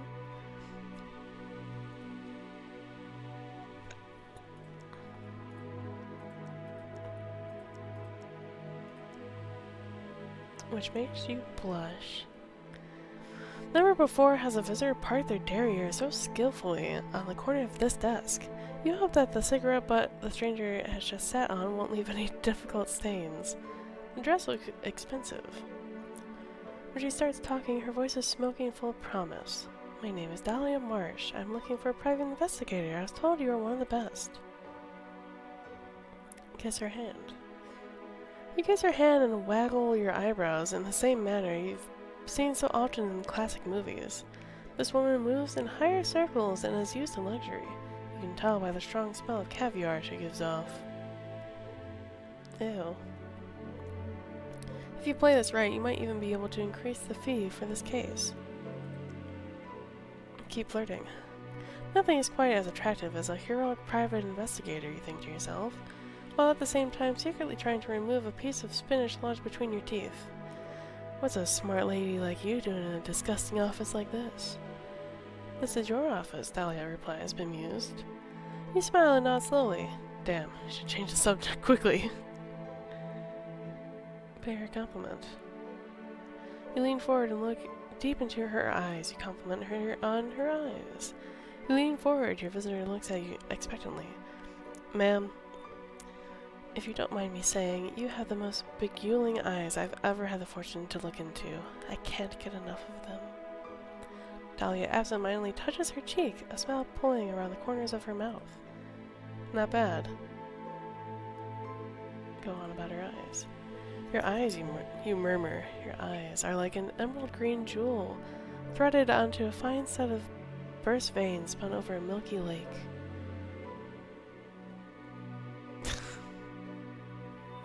Oof. Dahlia's eyes Dahlia's smile drops, and she raises an eyebrow. I never realized how far a person could arch their brow. Can we get to the matter at hand? You nod, clear your throat, and pretend that the SS Love hasn't just sunk like the Titanic. What a pro. No, I want to redo that.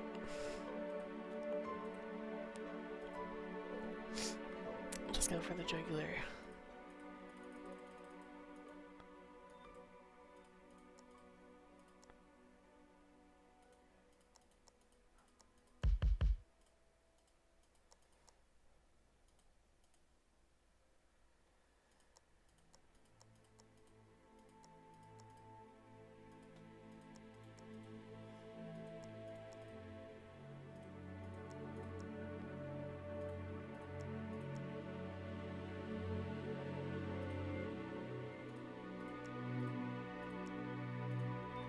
You get up and walk around your table without letting her out of your sight for a second. The woman looks at the door tentatively, then back at you. She touches a strand of her hair and tucks it behind her ear. You take her hand into yours and say suggestively, "True beauty, $1,000 a day, plus expenses." "For I never saw true beauty till this night," you whisper in her ear. She giggles. "Oh, you. What happens next is a different story, and we won't go into it here. You know what happened. After all, you were there." When you wake up in your bed the next day, your hair tousled, Dahlia is gone. All that remains is an empty bottle of red wine, 2 open frozen pizzas, one nightstand, and a still warm video game console. Involuntarily, you chew your lower lip at the mere thought of Dahlia's fingers flying over the console controller. So precise, you've never seen anything like that. It was a dark and stormy night. The rain fell in torrents. On your bedside table, you find an envelope marked "Expenses" and a photo of a strange-looking girl, along with a handwritten note explaining your mission. Dahlia's little daughter has disappeared, and you're supposed to find her. An address for you is to deliver her to is also cited. Nothing unusual here, a common case of a little girl running away from home after reading her first romance novel. You don't have much time to prepare. A quick search reveals that only one bus goes to Innsmouth, and only once a day. Yes, we already know all these.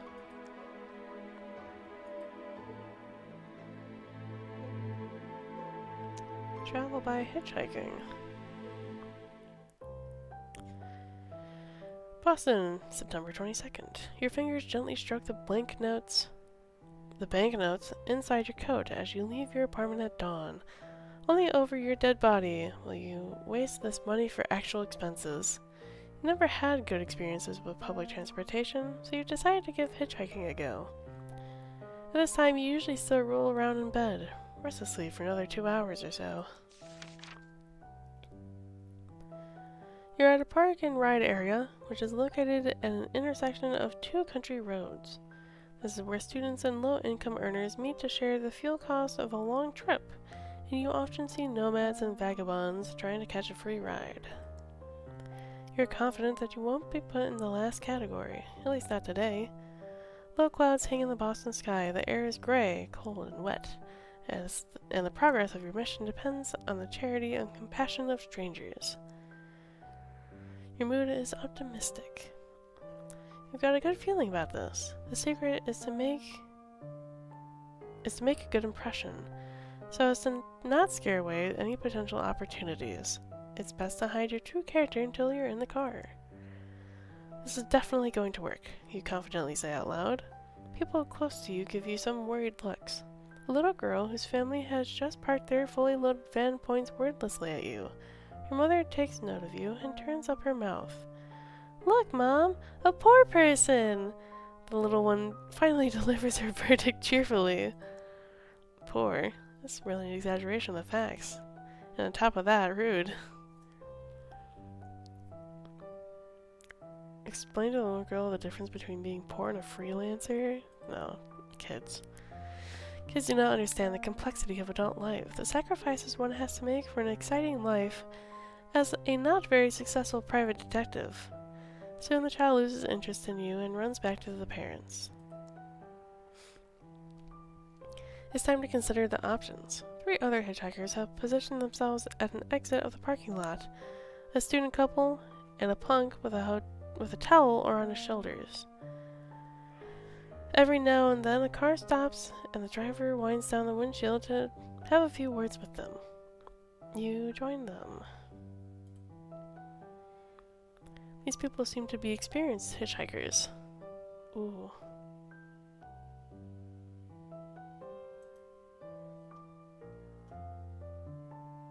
No. No, thank you.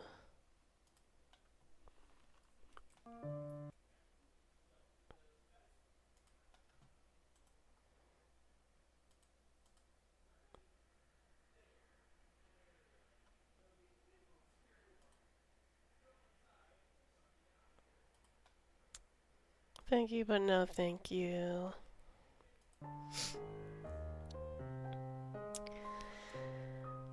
These people seem to be experienced hitchhikers. Maybe you can learn from them. Hey, you call out to the couple, hesitantly waving your hand. Hey, says one. Hey, says the other. There you go. Where are you headed? You ask the others. The young couple exchanges insecure looks. Springfield? The woman mumbles without looking at you in the eye. The two are probably not prepared for conversations with other travelers. The punk ignores you. He has already flagged down a car and is talking to its driver. He disappears in the passenger door. You stand at the edge of the exit of the parking lot and just act normal. You walk up and down the side of the road and wave at the oncoming traffic. Every now and then, the drivers actually slow down and crank down their windows. You exchange a few words with them. But it's not until the 7th attempt that the driver replies that he is actually going to Innsmouth with his wife and that they would like to take you with them for a small share of the fuel money. Jackpot. You squeeze yourself into the remaining seat in the back of the station wagon between ice boxes and sports equipment and fumble for a safety belt. The engine revs and the car starts moving. Delighted, you notice that the interior of the car is warm and cozy. The ideal ride. There are cookies and Ellen offers tea from the thermos. The journey is quick and without any further hitches. Let's go. Let me know if you need anything. Nah, I'll just enjoy the ride. You lean back, the landscape rushes past you, but you don't notice much of it. It's so cozy that you soon fall into a light sleep, which is only interrupted whenever your head tips forward. You make yourself a little more comfortable and actually manage to fall asleep. At some point, the vehicle leaves the country road and turns near a wooden sign. It says Innsmouth, written in big red letters, which are slowly peeling off the sign. Your journey continues along a narrow, bumpy country lane with lots of potholes. In the distance, you can already make out the few houses. Seagulls are circling the roofs of the far side of the coastal town. You approach another wooden sign with the words "Cars on Diversion" scrawled on it messily. An arrow underneath points to the right. The sign points away from the route that leads directly into Innsmouth, presumably a diversion. You are sure that the other board directly underneath, with the words "other routes," actually points to the direction leading directly into town. Odd. George is already indicating that he wants to turn onto the diversion lane. Ask him to follow the other route sign. We would rather not follow the diversion. Can we just continue straight ahead? We're nearly there anyway. Ellen makes a dismissive sound.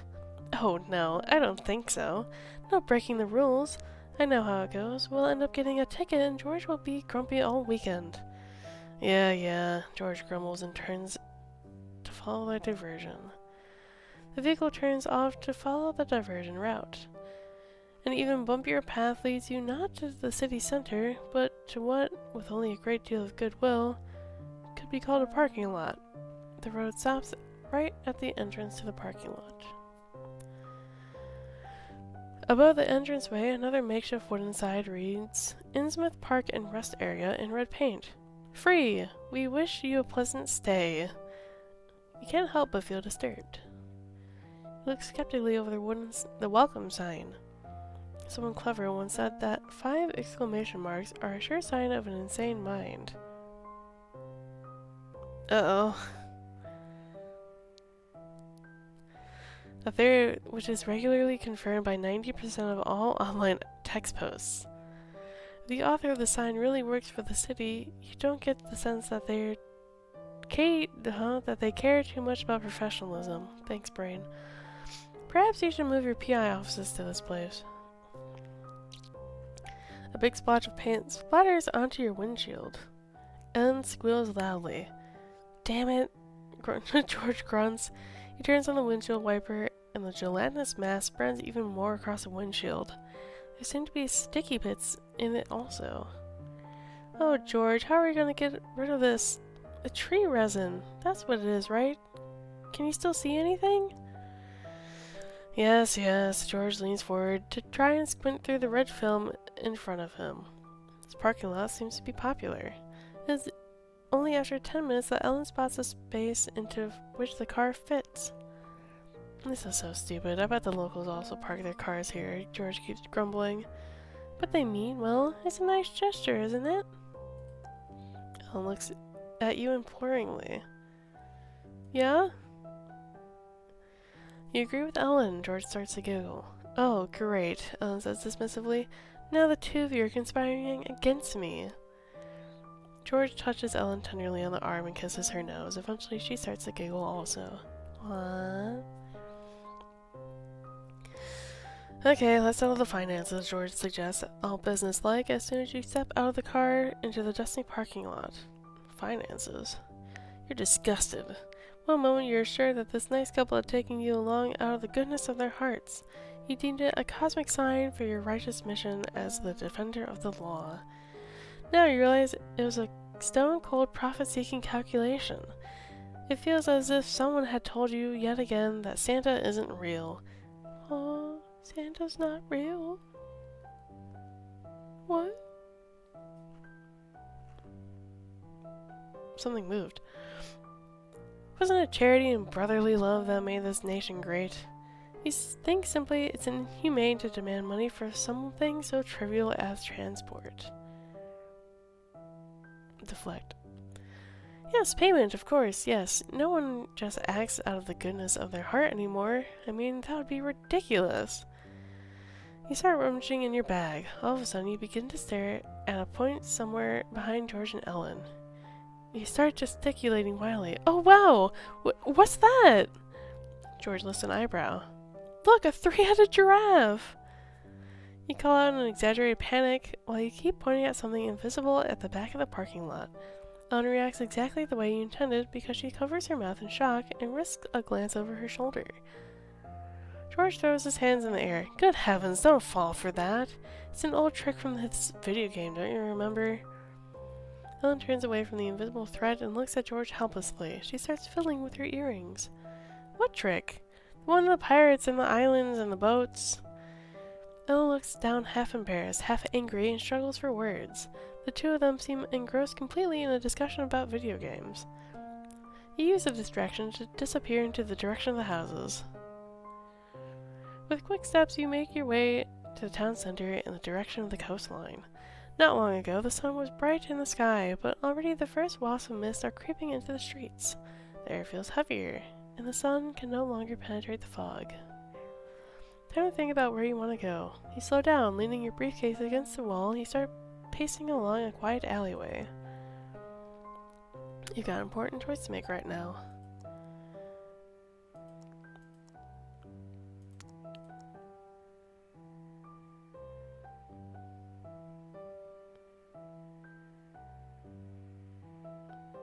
Oh, we somehow lose our briefcase after just setting it down. Quite a lot of pieces of paper with phone numbers but no names. Okay, sure. You think you can cope with the loss of your briefcase. Luckily, you didn't take up anything useful or valuable on your trip. You check the alley one last time. Apart from a pair of moving curtains on one of the windows, you don't notice any clues that could lead you to the culprit. It doesn't matter now. It's important that you keep moving. There are only a few hours left until the sun goes down. Let's go visit the hotel first. You've actually made it to Innsmouth. Time to find out what secrets this place is hiding. Like so often at the oh, shit. I didn't read that. Yes, restart it.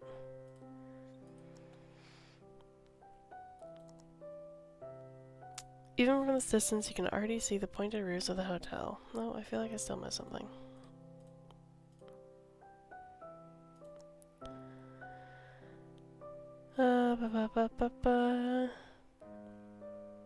Like so often at the beginning of an investigation, you're a little bit excited. Your gut feeling tells you that you'll be here for more than one night, so you need a safe place to stay. And room service charges are usually very easy to hide in an expense report.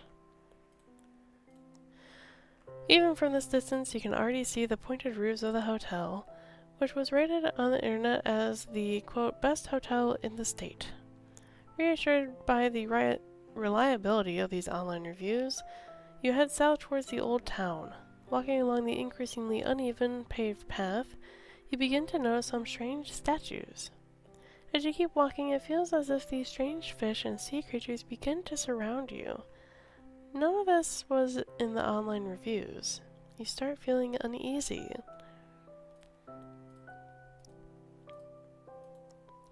Perhaps it's because of these figures are so lifelike, or because they are much higher up and far above eye level. They menacingly tower over any passerby. You can't help but feel watched. What a rocky start to your journey. What at first glance appeared to be an idyllic park, on closer inspection turns out to be littered with stone totems observing your every step. In the distance, you can see a stray dog gnawing on a dead bird. At least, the pulpy mass doesn't somewhat look like a bird. In the background, the sound of seagulls screeching, resembling static noise. The sign with the hardly legible inscription Gilman Hotel points to a staircase overgrown with ivy. Suddenly, a smell rises up to your nostrils that strongly remind you of your old school days. "What's up?" a young voice asks. Hello?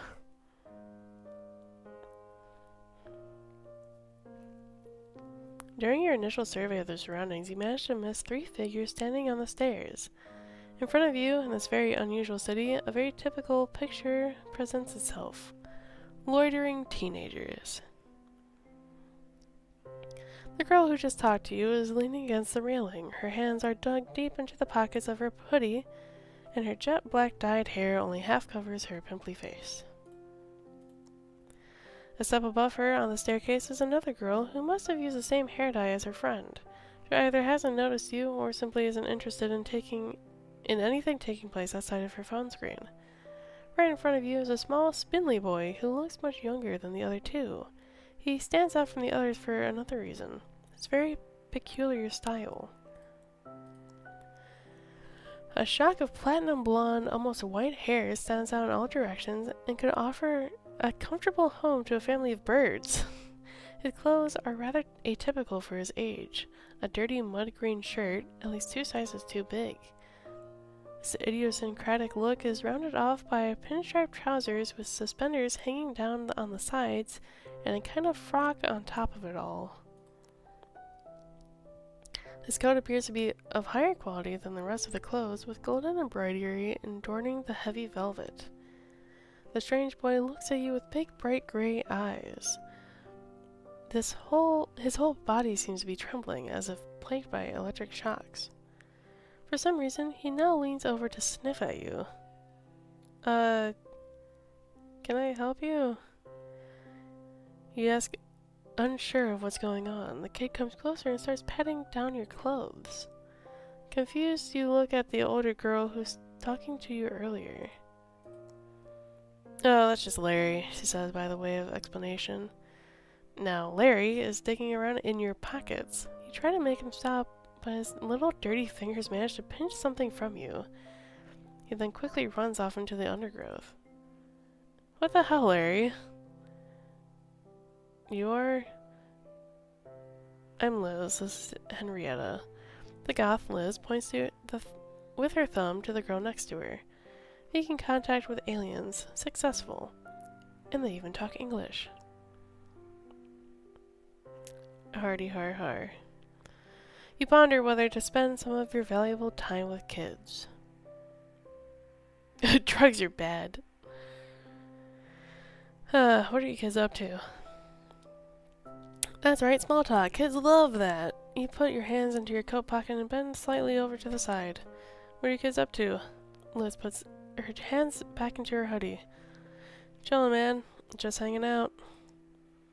A weariness settles over you. In your effort to acquaint yourself with these youths, you had completely forgotten how annoying they can be. You rub your eyes, vaguely hoping that you won't regret having started this conversation. You decide to get to the point right away. You show a picture of Tabitha to Liz.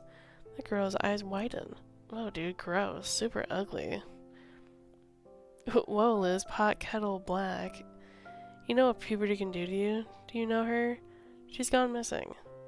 Hey, I don't know all the kids in this town. Ah, you've really missed puberty and its unpredictable mood swings. She had disappeared and may be in danger.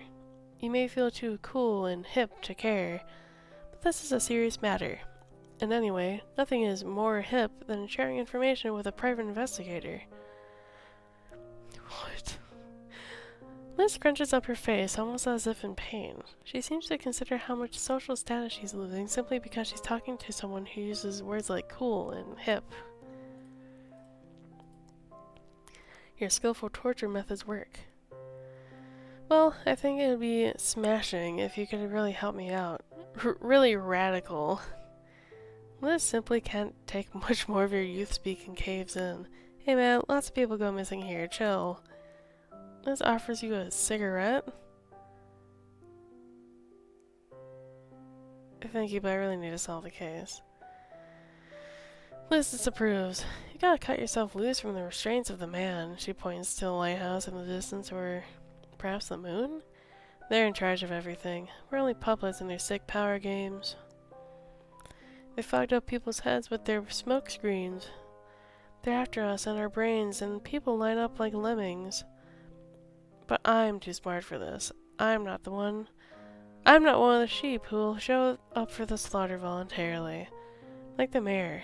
Man, these adults here have no clue. They're all puppets. Especially my dad. He doesn't get my vibe. None of this makes any sense whatsoever. You've seen conspiracy theory videos that were more plausible. You awkwardly rub your neck while Liz looks at you, satisfied and somewhat grateful. It's tragic to witness how a young person's brain is wrecked by drugs, you think to yourself. You should set a few things straight. Look, kiddo, weed, anime, and hip-hop, they're all rotting your brain. Oh no. My recommendation, stay in school. You don't have the face for a modeling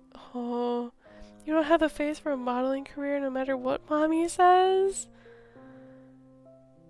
What the fuck? Liz is visibly peeved, and with that your conversation has run out of steam. Liz goes off into another rant about brains and sheep, and you turn to Henrietta to show her the Polaroid picture you place on top of her phone screen. Do you know this girl? Evelyn, she says without any emotion. You're tempted to call that a success. Her name is Tabitha. Have you seen her? No. She still hasn't looked up. She moves to the side a little so that she can continue looking at her phone. She ignores you. Fuck it. You can't be dealing with small-town teenagers right now. You've got enough on your plate with one missing girl. With an air of an adult self-importance, you walk past them. You find the hotel. You recognize its roof from afar, and after a long walk, it is now before you in full splendor, the Gilman Hotel. Excuse me. At least it's easy to see that once it must have been a gorgeous building. The hotel resembles an old English country estate. But in its present state, it would be suited as a setting for a very predictable film about teenagers and chainsaw killers.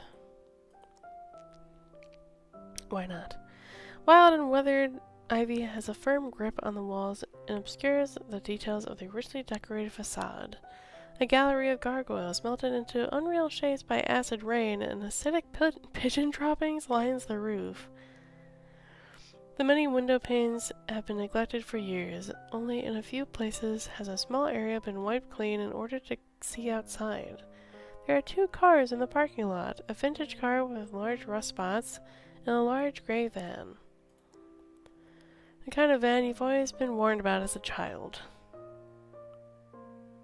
Go towards the main entrance. You really hope the inside of the hotel has been looked after a little better than the outside, but you're quickly disabused of that notion. The massive wooden door is difficult to open. Shouldn't the staff be doing this anyway? With a loud creaking sound from the hinges, and exhausted puffing and panting on your part, you manage to open the door and enter the lobby of the Gilman Hotel. You wonder if guests are even welcome in this place. The room is sparsely lit.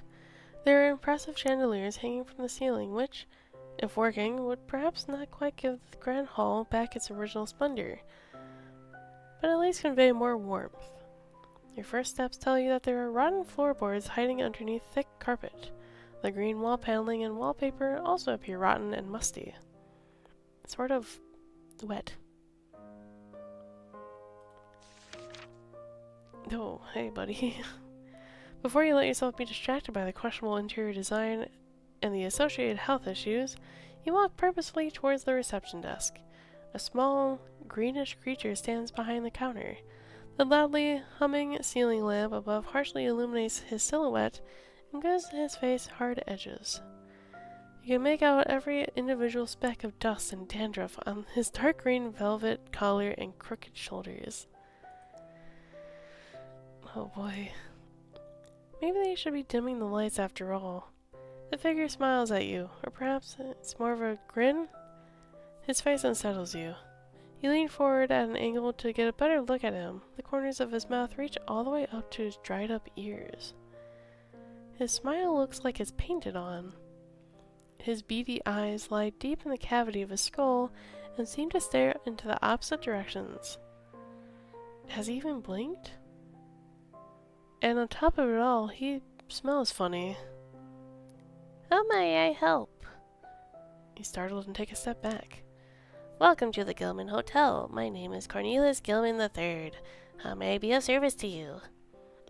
The man's gaze remains unchanged, and his unnatural smile still seems to be etched into his face. You're still surprised that he can talk with that expression on his face. Just a moment ago, you could have sworn he was an inanimate puppet. Just like now, when he's not speaking. I'd like to book a room, please? You begin to mutter and manage not to blurt out in a different hotel. Perfect! The Gilman is delighted to be able to welcome you as its guest. May I ask whether you're from Innsmouth for business or pleasure? How long will you be staying with us? Would you prefer a view towards the beach or the skyline of our exciting town? When would you like to be woken up? Do you sleep deeply?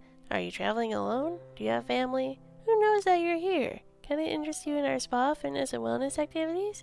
Would you like to subscribe to our newsletter? How long can you hold your breath? Answer all the questions. You tick the box next to business. How long will you be staying with us? About a week. Favorite view? View of the beach. Would you like to be woken up? No. Do you sleep deeply? Odd question. I can't be woken up that easily. Are you traveling by yourself? Do you have a family? I have those goldfish called Al. Who knows that you're here? Al knows. Can I interest you in our spa, fitness, blah blah blah? No. Would you like to subscribe to our newsletter?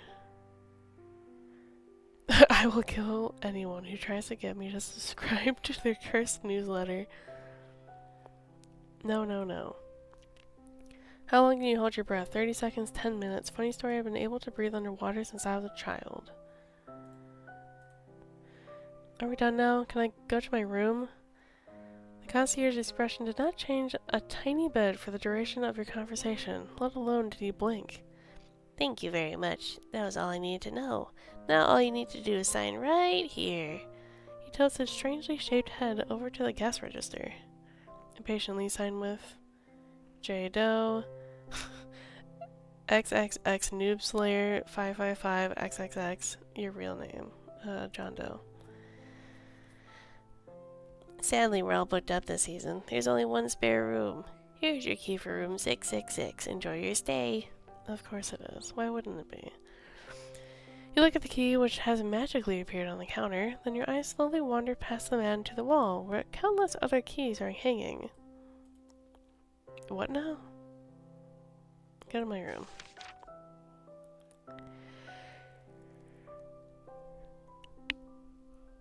Ugh. Yum, yum, yum, yum, yum. You look at a golden panel with the layout of the different rooms and floors. Room 666. There it is, 4th floor, left wing of the building.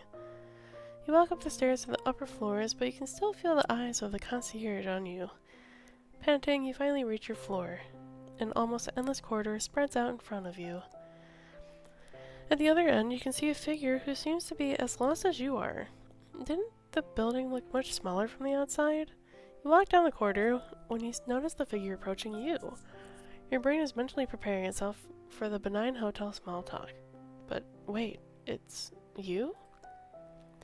You walk a bit further and realize you're standing in front of a mirror. That's why the corridor looks so vast. The mirror marks a fork. According to the room numbers, your room should be further on the left. In the corridor towards the right, you can see a small yellow sign on the floor. Maintenance. Go to my room. After 2 more confusing turns and giant mirrors, you reach room 666. Finally. You're going to drop off your stuff and take a nap. Good plan. Of course, the door resists being opened. You jerk the key back and forth in the lock until you hear a satisfying clicking sound.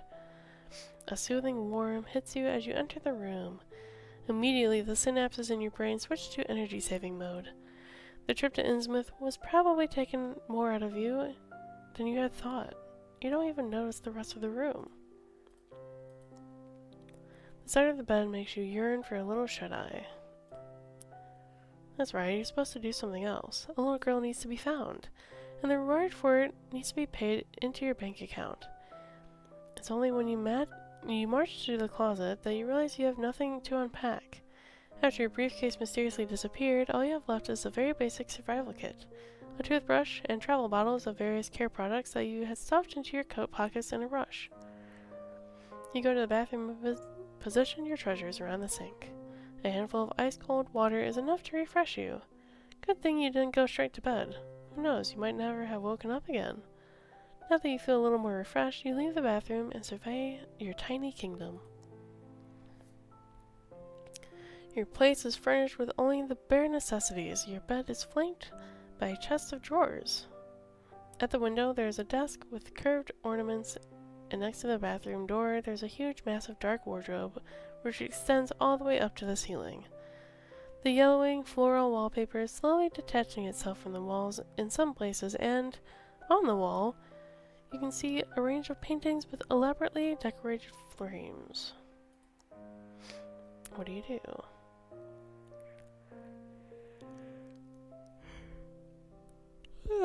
This is making me sleepy. This is a sleepy story time. Open the window. After a day out and about investigating, you have no desire to return to the stuffy room tonight. At least open a window to let some fresh air into the room. The window lock is an unnecessarily complicated crank that you turn around aimlessly for a while until you understand how the mechanism works. Since this room has not been equipped with television, you're left with art as your only entertainment. The first picture shows a ship in a choppy sea. The motif looks familiar but pretty. The impressive fight of the small ship against the huge forces of nature. Half hidden in the background, you can see a small spot of light. You have to squint and walk up even closer to make out a lighthouse. Even some elements of a town are visible. Could this be Innsmouth? You turn to the next picture and immediately take an involuntary step back. You're looking at a grouchy, weather-beaten man, the embodiment of a sailor, complete with a captain's cap, a full gray beard, and a thick black coat collar. The painter of this work opted for a frontal perspective rather than a more advantageous side angle. His head slightly raised, the man's piercing gaze seems to be fixed on something in the far distance. A small spark of light drowns in his sinister eyes. Odd choice for a hotel room decor. The third and last picture hangs on the adjacent wall, an idyllic view of the beach on a quiet day. A pair of lovers with their backs turned to the viewer. He is wearing a white shirt, she is wearing a yellow dress. The two of them are in an embrace on the sand dune and look towards the horizon. This image fills you with a profound sense of calm. You're reasonably refreshed again and ready to face the town. Armed only with your wallet, your mobile phone, and the photo of a little girl, you step out into the corridor and lock the room. You turn right at the first fork, then left. Then left again, right? Anxious to get out, you suddenly find yourself at a dead end. After trying a few other left-right combinations, you finally find the golden sign on the wall, which shows you the way to the stairs. As you walk down the circling stairs, you look at the reception on the first floor. The eerie, almost mechanical smile of the concierge greets you. It's as if he has nothing better to do than watch over your every move. Discussing details of your accommodation seems like a waste of time to you. With quick steps, you hurry out of the building, but you can still feel the eyes of the concierge on you. Time to go and look for Tabitha. Let's go back to the harbor.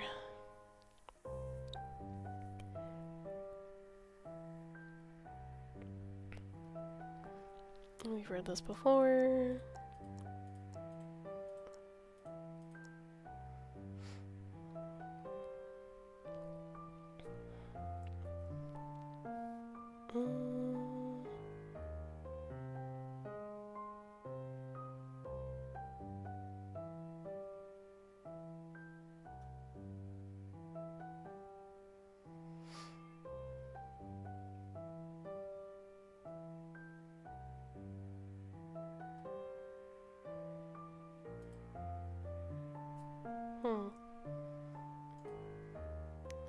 Your lungs fill with fresh air and a peaceful feeling settles within you. The air seems to do you a world of good. More than that, it fills you with life. You should travel to the rural coast more often to escape the noise and smell of the big city. The view of the harbor is splendid. Boats of all shapes and sizes are coming and going, nets are being emptied out, and fish seem to be endlessly splashing into huge freezer boxes.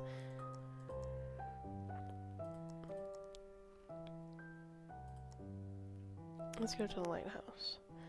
Initially, it looked as if the lighthouse was quite close, but as you keep walking, you realize that the trip is much longer than expected. A path consisting of jagged rocks leads to the lighthouse in the harbor. The lighthouse is on the end of a narrow strip of land, and as you walk towards it, the surging waves risk drenching your clothes in icy salt water. It takes all of your concentration and some balancing to not wipe out on the slippery rocks. In your mind, new bills are already fluttering in the mailbox. One from the shoe repair shop and one from the physiotherapist. An overturned wooden sign lies on the ground between a few other rocks. You read the label. Warning, absolutely no trespassing. Innsmouth hasn't been precisely inviting since your arrival, so you already know its tune. You approach the lighthouse looking for shelter, but with every step you take, the place becomes more and more unwelcoming. The gray clouds transformed into a mighty storm. Lightning strikes the top of the tower and sparks fly.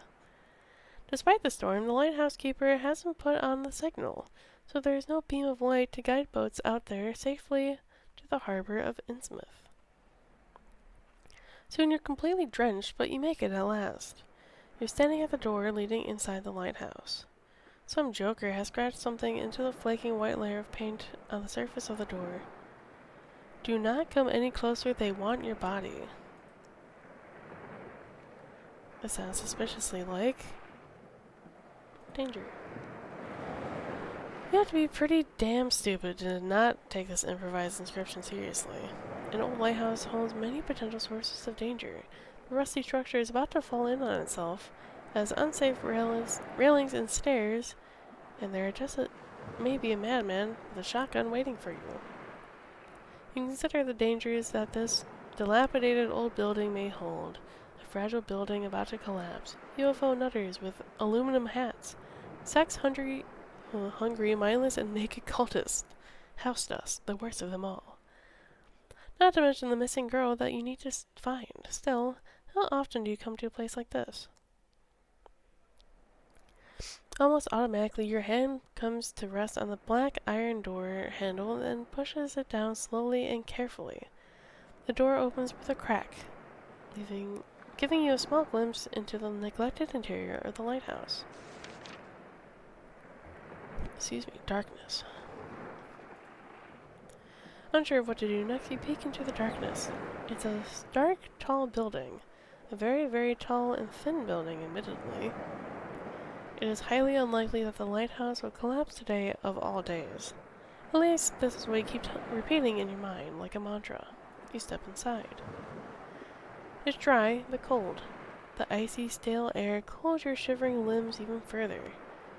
A spiral staircase leads up to the higher levels and to the top of the lighthouse. On the higher floors, you can see round windows in the side of the wall, through which the thunder and lightning throw brief flickers of light. Even the lowest corridor catches some of this light so that you can find yourself not completely in the dark. There are also some lamps that wind up along the banister. The black and white tiles on the floor have probably not been cleaned since the dawn of time. Storage boxes are cluttered around the place and take up about a third of the area of the ground level. To your astonishment, the walls of the lighthouse consist of a solid stone foundation. The metallic red and white painted exterior cladding must have been installed sometime later as a modernization measure. You think that a sex cult in here is now a bit unlikely, but you do not want to give up your hope just yet. Welcome to stairs. The banister has suffered the most age damage. The ravages of time have not only worn away the paint on the metal, but also the iron struts and pillars themselves. The scaffold seems to move precariously as you walk up, just as if the construction is about to collapse. When you're halfway up the stairs, you can hear a loud metallic creaking sound. The stairway suddenly jerks down a little, and your insides feel like they continue dropping to the ground. Fine dust flutters down your head. You try to guess the depth of the fall. If the structure were to collapse now, it would break quite a few bones, or worse. The chances of you getting caught up in a sex cult decrease with every step you take. Just because the core of the spiral staircase is a bit loose, that doesn't necessarily mean it's going to collapse, right? And perhaps it's just the residual alcohol in your bloodstream that's causing everything to spin. You carefully continue your way to one of the higher floors. About 30 feet above the entrance is the first mezzanine floor. A metal plate in the core of the spiral staircase would also provide some stability if the whole thing weren't so damn rusty. You can see a plain bed, a desk with a telephone, a chest of drawers, and a wardrobe with the embedded mirror. A Persian carpet is laid out over the ribbed metal floor. A pathetic attempt to make this room a little more homely. At least there is a window on this level. Rain pelts against the glass. The weather outside seems to get worse and worse. You hesitate. There's not much to explore here. Some neatly folded sheets and a bedding may have been placed on that bed, awaiting a new inhabitant, perhaps. You turn to the desk. On it are a few envelopes and an atlas. Envelopes. Your fingers glide over the rough fibrous paper. In the faint light, you can see how yellow the envelope is. Either this is specially made paper from the craft shop, or these letters are pretty old.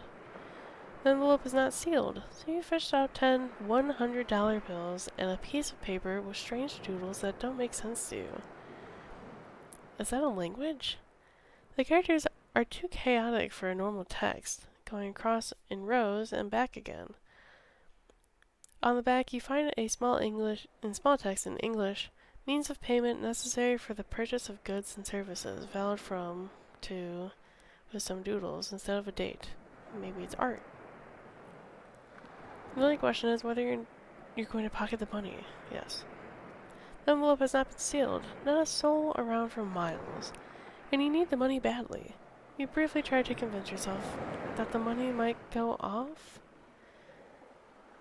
What? There seems to be something of a shelf life implied. You can't think of any better arguments, and even those you'd be hard-pressed to accept as an excuse for your behavior. Hastily, you stuff the bills into the inside pocket of your jacket. That's where they are now, right above your heart. Put the scrolled paper back into the envelope because that's exactly how you found it, precisely like that. That list from 1984 is still in amazingly good condition. You'd think that it had been sitting here on this desk for decades, waiting just for you. You look through the table of contents and flip through the atlas. Some pages are marked. Areas in Antarctica and Australia are marked with strange curls. In addition, pages about the United States, the state of Massachusetts, and the surroundings of Innsmouth are marked. A yellowed road map of Innsmouth has been stuck into the pages like a bookmark. The lighthouse is marked. On the last page, you'll find an entry: land mass distribution and political territories, followed by a series of the same curls. You put back the book how you found it. I think you've seen enough and continue to follow the banister up the stairs. Meanwhile, thunder and lightning outside have become so furious, just as if the center of the storm is the lighthouse itself. Stoically, you continue your way upstairs. The banister continues to wobble and squeak suspiciously, but it withstands the strain. The radius of the spiral staircase gradually becomes smaller. You estimate that you are now halfway up the building. You walk past another platform floor. This level is obviously used for nothing else but storing boxes. At least 30 or 40 stacked boxes, full to the brim with books. Seeing all these books causes a warm and fuzzy feeling in the pit of your stomach. How adorable! The previous lighthouse keepers must have been bibliophiles. You hope that you get to meet them, even though the place does look pretty deserted. Keep going. Keep walking up the stairs past another mezzanine, and then you're on the upper level of the lighthouse. It's getting more and more unlikely that you'll find anything relating to your case here. Up to the last level. The last steps are always the hardest. Or was it the first ones? No matter which steps, your heart is now beating so strongly that you can feel it pressing against your chest. Once you're back home, you should really consider a healthier lifestyle. At last, you have reached the top of the floor of the lighthouse. Dulled glass windows separate you from the thunderstorm outside. Rain pours down on the panes, and lightning occasionally illuminates the sky and reveals the billowing sea. If you were an artist, this would be the ideal place to paint tasteless paintings of ships on the turning waters. In the center of the floor, there is a metal column that must be there to support the lighthouse uppermost platform. You assume that all this serves to stabilize and balance the construction. Apart from that, the floor is completely unfurnished. Sheets of paper with strange doodles are fixed to some of the window panes. Pencil portraits of people, trees, houses, dogs. Around each drawing, someone seems to have made notes, but you can't make out the language. You wonder if it was a destitute artist who lived here towards the end, or some sort of Russian sleeper agent.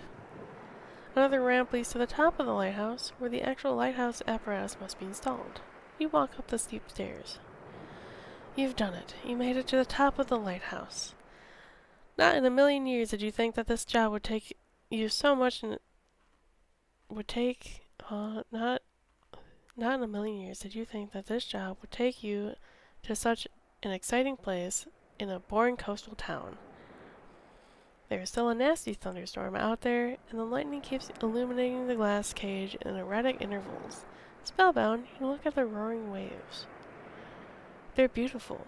The power and steady movement of the waves, the foamy salt water splashing up oh so incredibly high. You're so enticed by the majestic beauty that you almost wish you were outside now to feel the fresh sea breeze on your skin. But, wait, why did you come here again? You try to tear yourself away from the endless spectacle of sea and turn your attention to the center of the small glass dome. It is then that you make a curious observation.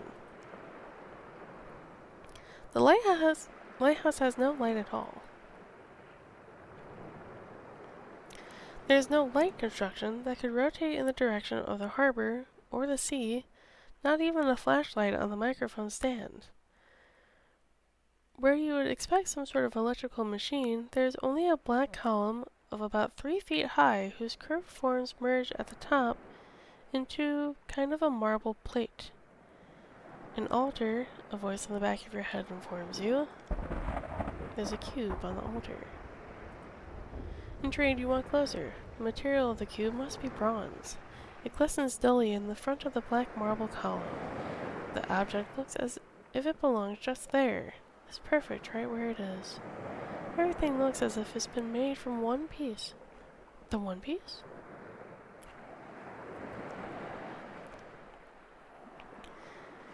What you first thought was some arbitrary decoration turns out to be hieroglyphics. Cranes, simple tools, knowing eyes. Curiously, you walk to the column on which the cube rests. What are Egyptian hieroglyphs doing in the lighthouse on the east coast of the United States? Your fingers are itching. You take the cube. Just for a brief second, you simply have to hold the bronze cube in your hand, feel the texture of its surface on your fingertips, inspect the hieroglyphics more closely, measure its exact weight, smell it, lick it. You have to know everything, absolutely everything about it. You extend your hand and touch the cube. And now you can't let go of it again. Seems like you have melted into your skin, or somehow attached itself to you. Yes, it has sucked itself onto you, and it continues to suck. Your consciousness and your soul, everything is now trapped in a never-ending slipstream coming from this cube. You feel like you're caught in a mighty vortex that pulls you down deeper and ever deeper. All of a sudden, you have a strange out-of-body experience and start to see yourself from the perspective of the cube. You feel something unbelievably strange beside you. Some sort of being has emerged from the depth of the vortex and is passing by you to float in the opposite direction. Your soul is swallowed by the cube and something strange occupies your body, loosens the last anchors and pushes you over the edge. You cling desperately to your mortar shell, and then your consciousness starts to crumble. For a brief moment you think that, from the perspective of the cube, you're looking at the eyes that no longer belong to you. Then everything goes black.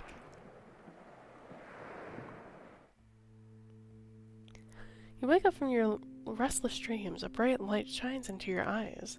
It feels like a burning sensation directly penetrating into your brain. After the initial shock, you gradually come to your senses. You are no longer in the lighthouse. You find yourself in a huge round chamber made of dark, smooth stone.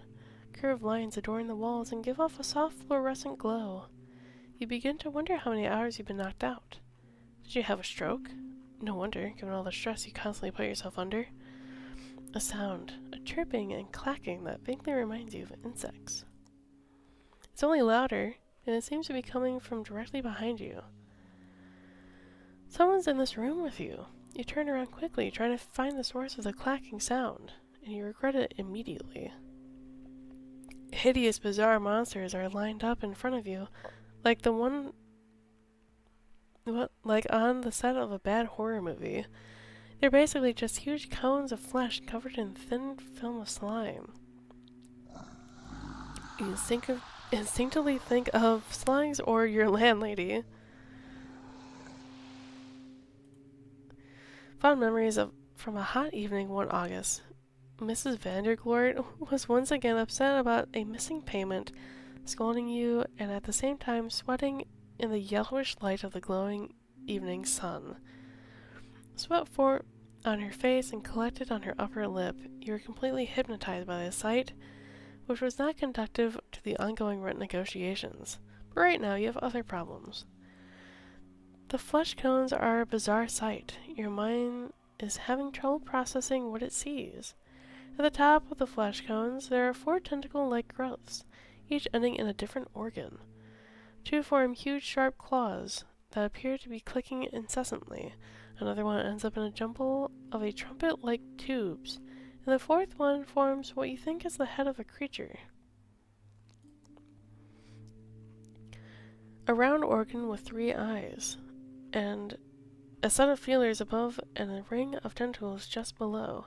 Half a dozen of these creatures now stare at you from their bright yellow eyes, clicking their scissors menacingly. One of the beings breaks away from the group and comes towards you with his claws raised. You do the only rational thing. Scream. Or at least you want to scream, but unfortunately no sound comes from your lips.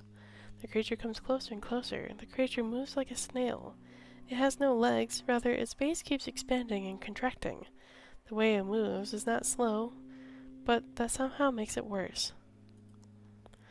The panic in you rises as you watch this monster approach you slowly and methodically. With all your strength, you want to scream again, and this time it seems to work. You manage to produce a sound, but instead of a scream, you only manage to let out a gurgling burp. The creature stops. It looks baffled? It's impossible to decipher the completely strange facial expressions, yet you could swear that something you did made it stop. There's a moment of silence, and then the creature begins to clatter with their scissors. Not only a creature that was on its way over to you, but the other monsters standing to the side start to click frantically with their claws. Their weedy arms flap about like soft noodles, their heads sway back and forth. It's almost as if they're laughing at you? You're confused, and where did that sound come from? Why can't you speak? You try to touch your mouth. But instead of hands, these scissors at the end of your tentacles appear in front of your eyes. You stare down at yourself in disbelief and find yourself transformed into a monstrous vermin. I didn't read that. You're no longer in your own body. What is happening to me, you ask yourself? But you already know it yourself. You're one of those monsters. You faint. You should be able to understand me now. You open your eyes. You're still in the same position where you lost consciousness. Only a brief moment seems to have passed. But what is this pinching feeling on your neck? Looks like a small device has been attached to your new body. Waking up in a new body is disturbing, I understand that. So first of all, let me reassure you that this state is not permanent, and when you return you won't remember anything. You hear the voice not through your ears, or the comparable organ in this body, but directly in your head. What you hear is the clicking of scissors. I've attached a translation device to you. We can now discuss all the questions you no doubt have. Evidently, this being communicate with each other via their scissors. One of the creatures begins to bob its head again, gently waving its arms, which is translated in your head as a sort of mad giggle. The creature right in front of you begins to talk. Excuse my colleague, you can't be aware of this, but you just produced the most impressive fart we've ever heard. Well, this is off to a good start. So what would you like to know? Where am I? This creature is thinking. You are in Australia. Huh, you've always imagined Australia differently. The important question is, when are you? Clicks one of the beings from further back in the room. The creature close to you abruptly turns its long neck towards the heckler. Damn it, Frank. That's my favorite part of the newcomer lecture. Don't spoil it for me. Although you do not have much control over your new body, you apparently can roll your eyes. Okay. When am I? But the creature in front of you seems to be in a huff. Man, it's no fun now. You're on Pangea in the Permian period in the late Paleozoic era, where in the distant future Australia will one day arise? About 250 million years before we picked you up? Okay, another question. What happened to my body? What's happened to my body? The translator transforms your thoughts into clicking sounds. You can only hope that the pressing nature of your question has not been lost in translation. Yes, that's the unpleasant part of the lecture. You touched one of our carefully placed transmitters so that your mind was switched with one of our agents. Carefully placed transmitter? You mean the cube? The cube at the top of the abandoned and locked lighthouse in the forgotten backwood village of the middle of nowhere? I guess. The transmitter is placed in a way that ensures that it is only found by people who are not easily missed. While you are here, our agent is gathering vital information about your society and environment using your body. You are to remain here in this body and must wait until he has completed his mission. Then we will erase your memory so you won't take any of our superior knowledge with you and send you back. And how long does that normally take? The creature answers sheepishly. Oh, 3 to 10 years max. This information hits you like a kick in the stomach, which in this body seems to be at the bottom of the fleshy cone. It's a very unusual feeling. 3 to 10 years? You mean Earth years? And what am I supposed to do in the meantime? Well, we've got a lot of things to read around here.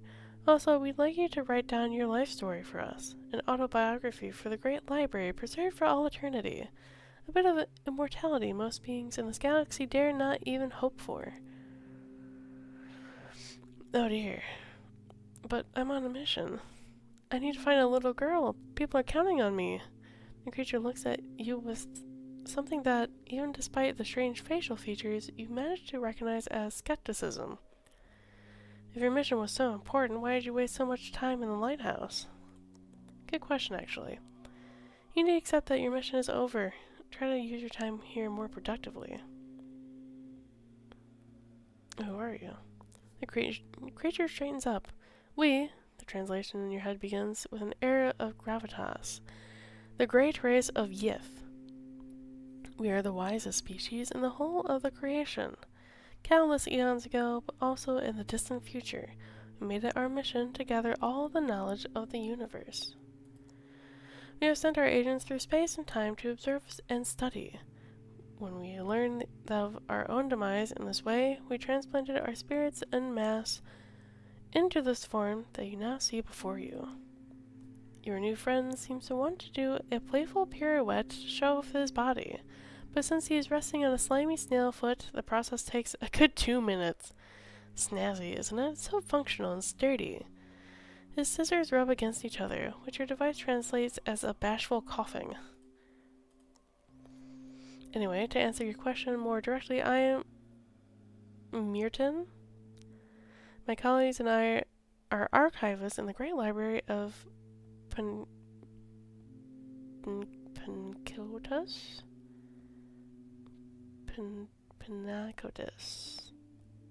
Sure. Department of Human Studies, Western Hemisphere Subdivision, Pre-Nuclear America Working Group, or, as we call ourselves, the Tough Amebocytes? Amebocytes? As if they rehearsed it before, the other Yith in the room begins to shout, "Tough amebocytes!" Great, they're nerds. Pre-nuclear America? What do you mean by pre-nuclear America? We've had nuclear power stations for a while now. Merton makes a dismissive gesture with his hand, claw. Oh, don't worry about it. So what would you like to know? I'm hungry. I only eat vegetarian food. Do you have good vegetarian snacks? The creature nods confusedly. Strange question, but yes. It is very important that the food is completely plant-based. Oh, don't worry. We're all vegetarians. There are no other food options. Our species has evolved to the point where we have been feeding ourselves for ages without harming other intelligent life. Somehow, this answer doesn't make you as happy as it could. There's no sense in the usual feeling of mortal superiority that settles in when you talk about your eating habits. You feel a little down. The Yith clacks insecurely with its scissors. So, should I get you something to eat? Oh, never mind, you say glumly. I'm not that hungry after all. The creature seems to be baffled by this. Really? None? No? Okay. In that case, we'll set you up for a training so you can get to know your new body a bit better. Once you've made some progress, we will teach you to write in Yith, and then you can start with writing down your life story. Frank, can you hand me here? Lend me a hand here. Frank arrives with the machine that looks like a mix between a forklift truck and a spatula. He carefully scrapes your currently still useless snail body off the floor and transports you out of the room. First, you learn to control your new body, the trumpet-like extensions which simultaneously serve as a breathing organ, mouth, and a waste outlet. Proves to be the biggest challenge. You can only eat if your whole body is working on the task. You almost suffocated several times while eating. You sincerely hope that the agent using your human body, is doing a better job of it. Then you start to learn the curved script of the Yith. In fact, everything in the culture of Yith is curved, smooth, or circular. They have an extreme aversion to right angles. When you ask Frank about this, he replies something about the dogs of Tyndalo, who live in the corners of time and hunt travelers. Fair enough. You start to settle in. All in all, Yith prove to be quite boring people once you actually get to know them. Their bodies do not allow for much mobility, and they have no sense for fiction. And they reproduce via spores, a very impersonal process which ensures that sex and love and all the dramas associated with them are completely unknown in their society. Since you are living in a host body, you are not allowed to take drugs or participate in any exciting or dangerous activities. The vegetarian food of the Yith is either very bland, or their taste buds are not very developed. Perhaps it's by design, since the species takes in and excretes food through a single organ. You would kill for a bag of potato chips. Then comes the point where you're asked to write down your autobiography.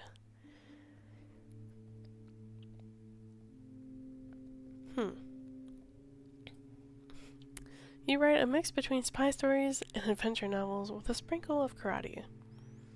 Your fictional biography has it all. Excerpts from your life as a secret agent, bomb countdowns that are interrupted only at the last second, exaggerated romances with the political enemy, twists. It's all completely fabricated, but you don't care about that. You've created a piece of pretty damn entertaining literature that will get the various juices of the mini Yith a-flowing.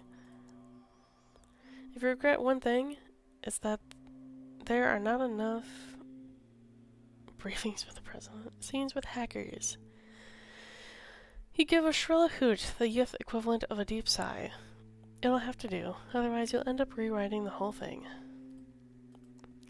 After a few dull moments, it's finally time for a party. In a large hall, one of the archivists gives an extremely long and boring lecture on the importance of rapeseed oil? Yeah, in various human and post-human civilizations. All the Yith gather round small bar tables in an area and listen intensely as they sip on a nourishing slime, which is slightly sweeter than usual. After, there is a competition in solving quantum equations. The different working groups, complete with nerdy and terrible boring team names, compete against each other. The archivist of your working group, the tough amebocytes, I still don't know how to pronounce that, amebocytes, are kicked out early on by the Atlantic pre-humanities and the persistent platyhelminths to lukewarm applause. It is practically an orgiastic celebration by Yith standards. For you, the most important part of the evening is the first contact with the other guests of the Yith. Other beings pushed out of their bodies by the agents of the library and hurled through time stand around in the guest bodies and talk to each other quietly. Fortunately, they have small name tags on which you can see not only their names and working group, but also their species of origin. With you at the table are two creatures who are identified as Gregor, post-Mohammedan Eurasia, Homo sapiens, and Zekel Zekel, daughter of Kizzle Kizzle, second Amazon Desert Epoch, Mega Prairie Plantera Technologicus?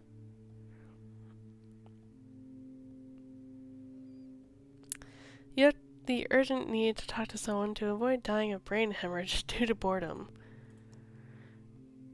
Dr. Gregor. Another human being. The first contact in months you've had with another person. You turn to Gregor.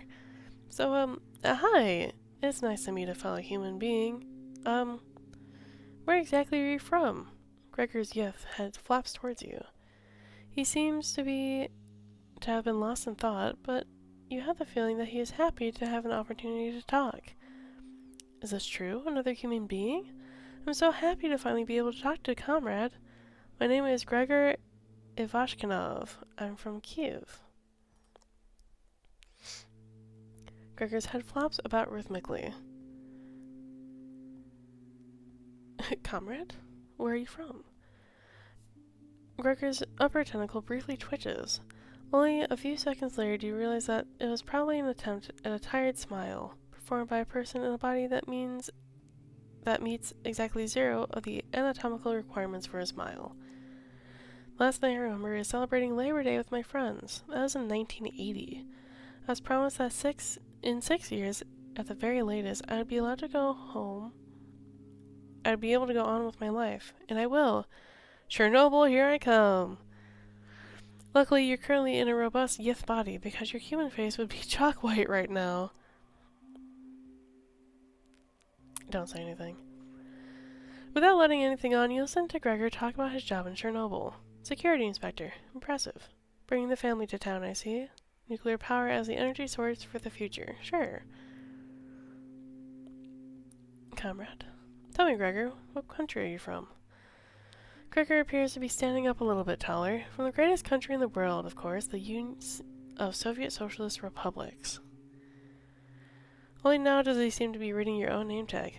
Oh, an American! Tell me, in your free time, are the workers of your country finally free? Have the capitalist devils surrendered to communism? He's waiting for your answer. I wouldn't quite put it like that, you say, without getting into specifics. What? Are you serious? Gregor says, resignedly. You're only saying that because you're bitter. You change the subject, so not to add fuel to the fire. I love vodka, you clack your scissors, perhaps a little too enthusiastically. Gregor's head tentacle twitched slightly. The universal interplanetary sign for who doesn't. This is how you pass your time. Despite your initial bumps, you end up getting more closely acquainted with Gregor and Zekel Zekel. Your shared fate is what ties you together. Over the coming months and years, you end up becoming friends and sharing common interests. Trying to produce a nicotine replacement? Study human history. Gregor manages to get you interested in the history of mankind and Earth in general, and you spend a lot of time in the library or talking to the other guests of Yith. You become quite an expert in human history, even epochs whose knowledge is almost completely lost in your time, like the Chronicles of Hyperborea? I don't know that one. You also learn many things about the lives and histories of the Native Americans, things no one ever taught you in school. You have long and intense debates with Zekel Zekel about philosophy, and learn new interesting things about yourself. Sometimes in quiet moments you wonder what you would do if you were back in your old body. You get the feeling that you have never really learned to appreciate it. This is how the years go by and, towards the end, the boredom with the Yith becomes almost bearable. And then your time with the Yith is over. Finally, the day has come. You're being led into the transport room. It's the same room you arrived in so many years ago. When the process starts, you overhear two of the librarians talk. You erased this participant's memory, right? Oh, I thought you were doing that. Oh, shit. And you're gone. You wake up, as you have awoken many times before, after drunken nights out in some dive bar, after awful parties at which you drank yourself into stupor. But it's different this time. The flickering before your eyes ceases. The agony and this disorientation give way to a sense of clarity that you have rarely felt. Your normally slightly hazy thoughts are clear. Not a shallow pond, but a crystal clear lake. Your memory is filled with knowledge from the intense studies that you've undertaken in the great library. So much knowledge. Your gaze wanders through the room in which you find yourself. The room sits there calmly between the four well-known walls. Your home on your sofa. But technically it's not your sofa. It's a completely new one without the bugs and the rats that had moved into a nest in the bottom. Everything is unnaturally clean, and the sofa does not seem to be the only piece of furniture that has been replaced. Later, you'll find out that the youth who had swapped places with you has not only used his 6 years for highly efficient studies, he has also applied for a position at the largest historical museum in Boston. Successfully, of course, because the youth do not do things by halves. Your eyes light up as you read the number on the last paycheck. You hold the paper so close to your face that your nose brushes the paper. Twice a year, twice as often as you normally would, your possessed body has contacted your family, giving what appear to be completely neutral, boring, and meaningless confirmations that you are fine. There are more postcards from your relatives sending greetings from their holidays, postcards which say that they are proud of you, proud that you've managed to turn your life around. That's certainly one way of putting it. The youth has eaten well, fresh fruit, the prescribed daily minimum of vitamins, proteins, and fiber to make his studies as efficient as possible. The youth also exercised. In the bathroom, you look at your body and stretch it in front of the mirror. You take off one layer of clothing after another. 6 years have gone by. Intrigued, you looked at your face in the mirror. A few more wrinkles for sure, yet you feel that your life is only just beginning. Youth weekend. You spend 6 years of your life among the youth. As if you had anything else going on. Well, this is fascinating. Okay, so that's our two endings that we've gotten so far. Maybe I'll come back to this one. This is quite interesting. I do wish I had some voices, I guess, reading. Just my personal take, but I don't mind reading for everyone. But I do like this. It's quite interesting. I might play a little on my own time just to get some more of the achievements. So I only got one. But, oh well. Let's see.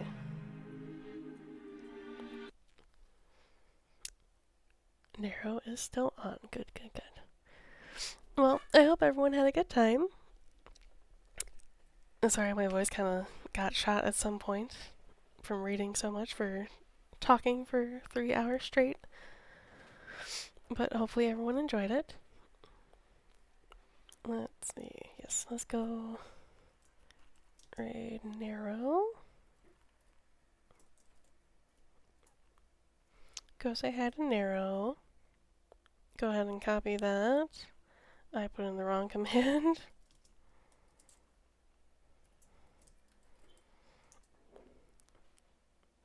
Oh. Oh, gotcha. Hold on.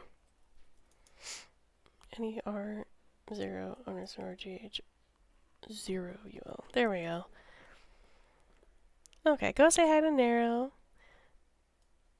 She is quite lovely. I have lurked in her streams for just a smidgen. Very similar vibe to me, so if you like cozy, comfy kind of things, you'd like her quite a lot. But I should probably go eat, probably go drink, and rest my voice just a smidgen. But thank you all for joining me. I hope you all had a lovely, lovely time. I will see you next week. It will not be a Sunday stream. They're going to be shifted around just a little bit. It's going to be Monday and Tuesday, I think. Yes. It'll be the last 2 games for Spooptober, and I'll be on a short, week-long hiatus. It won't be super long, but I won't be streaming for a little bit. But I will see you next week. Stay safe, stay hydrated, and I'll see you next time. Bye bye!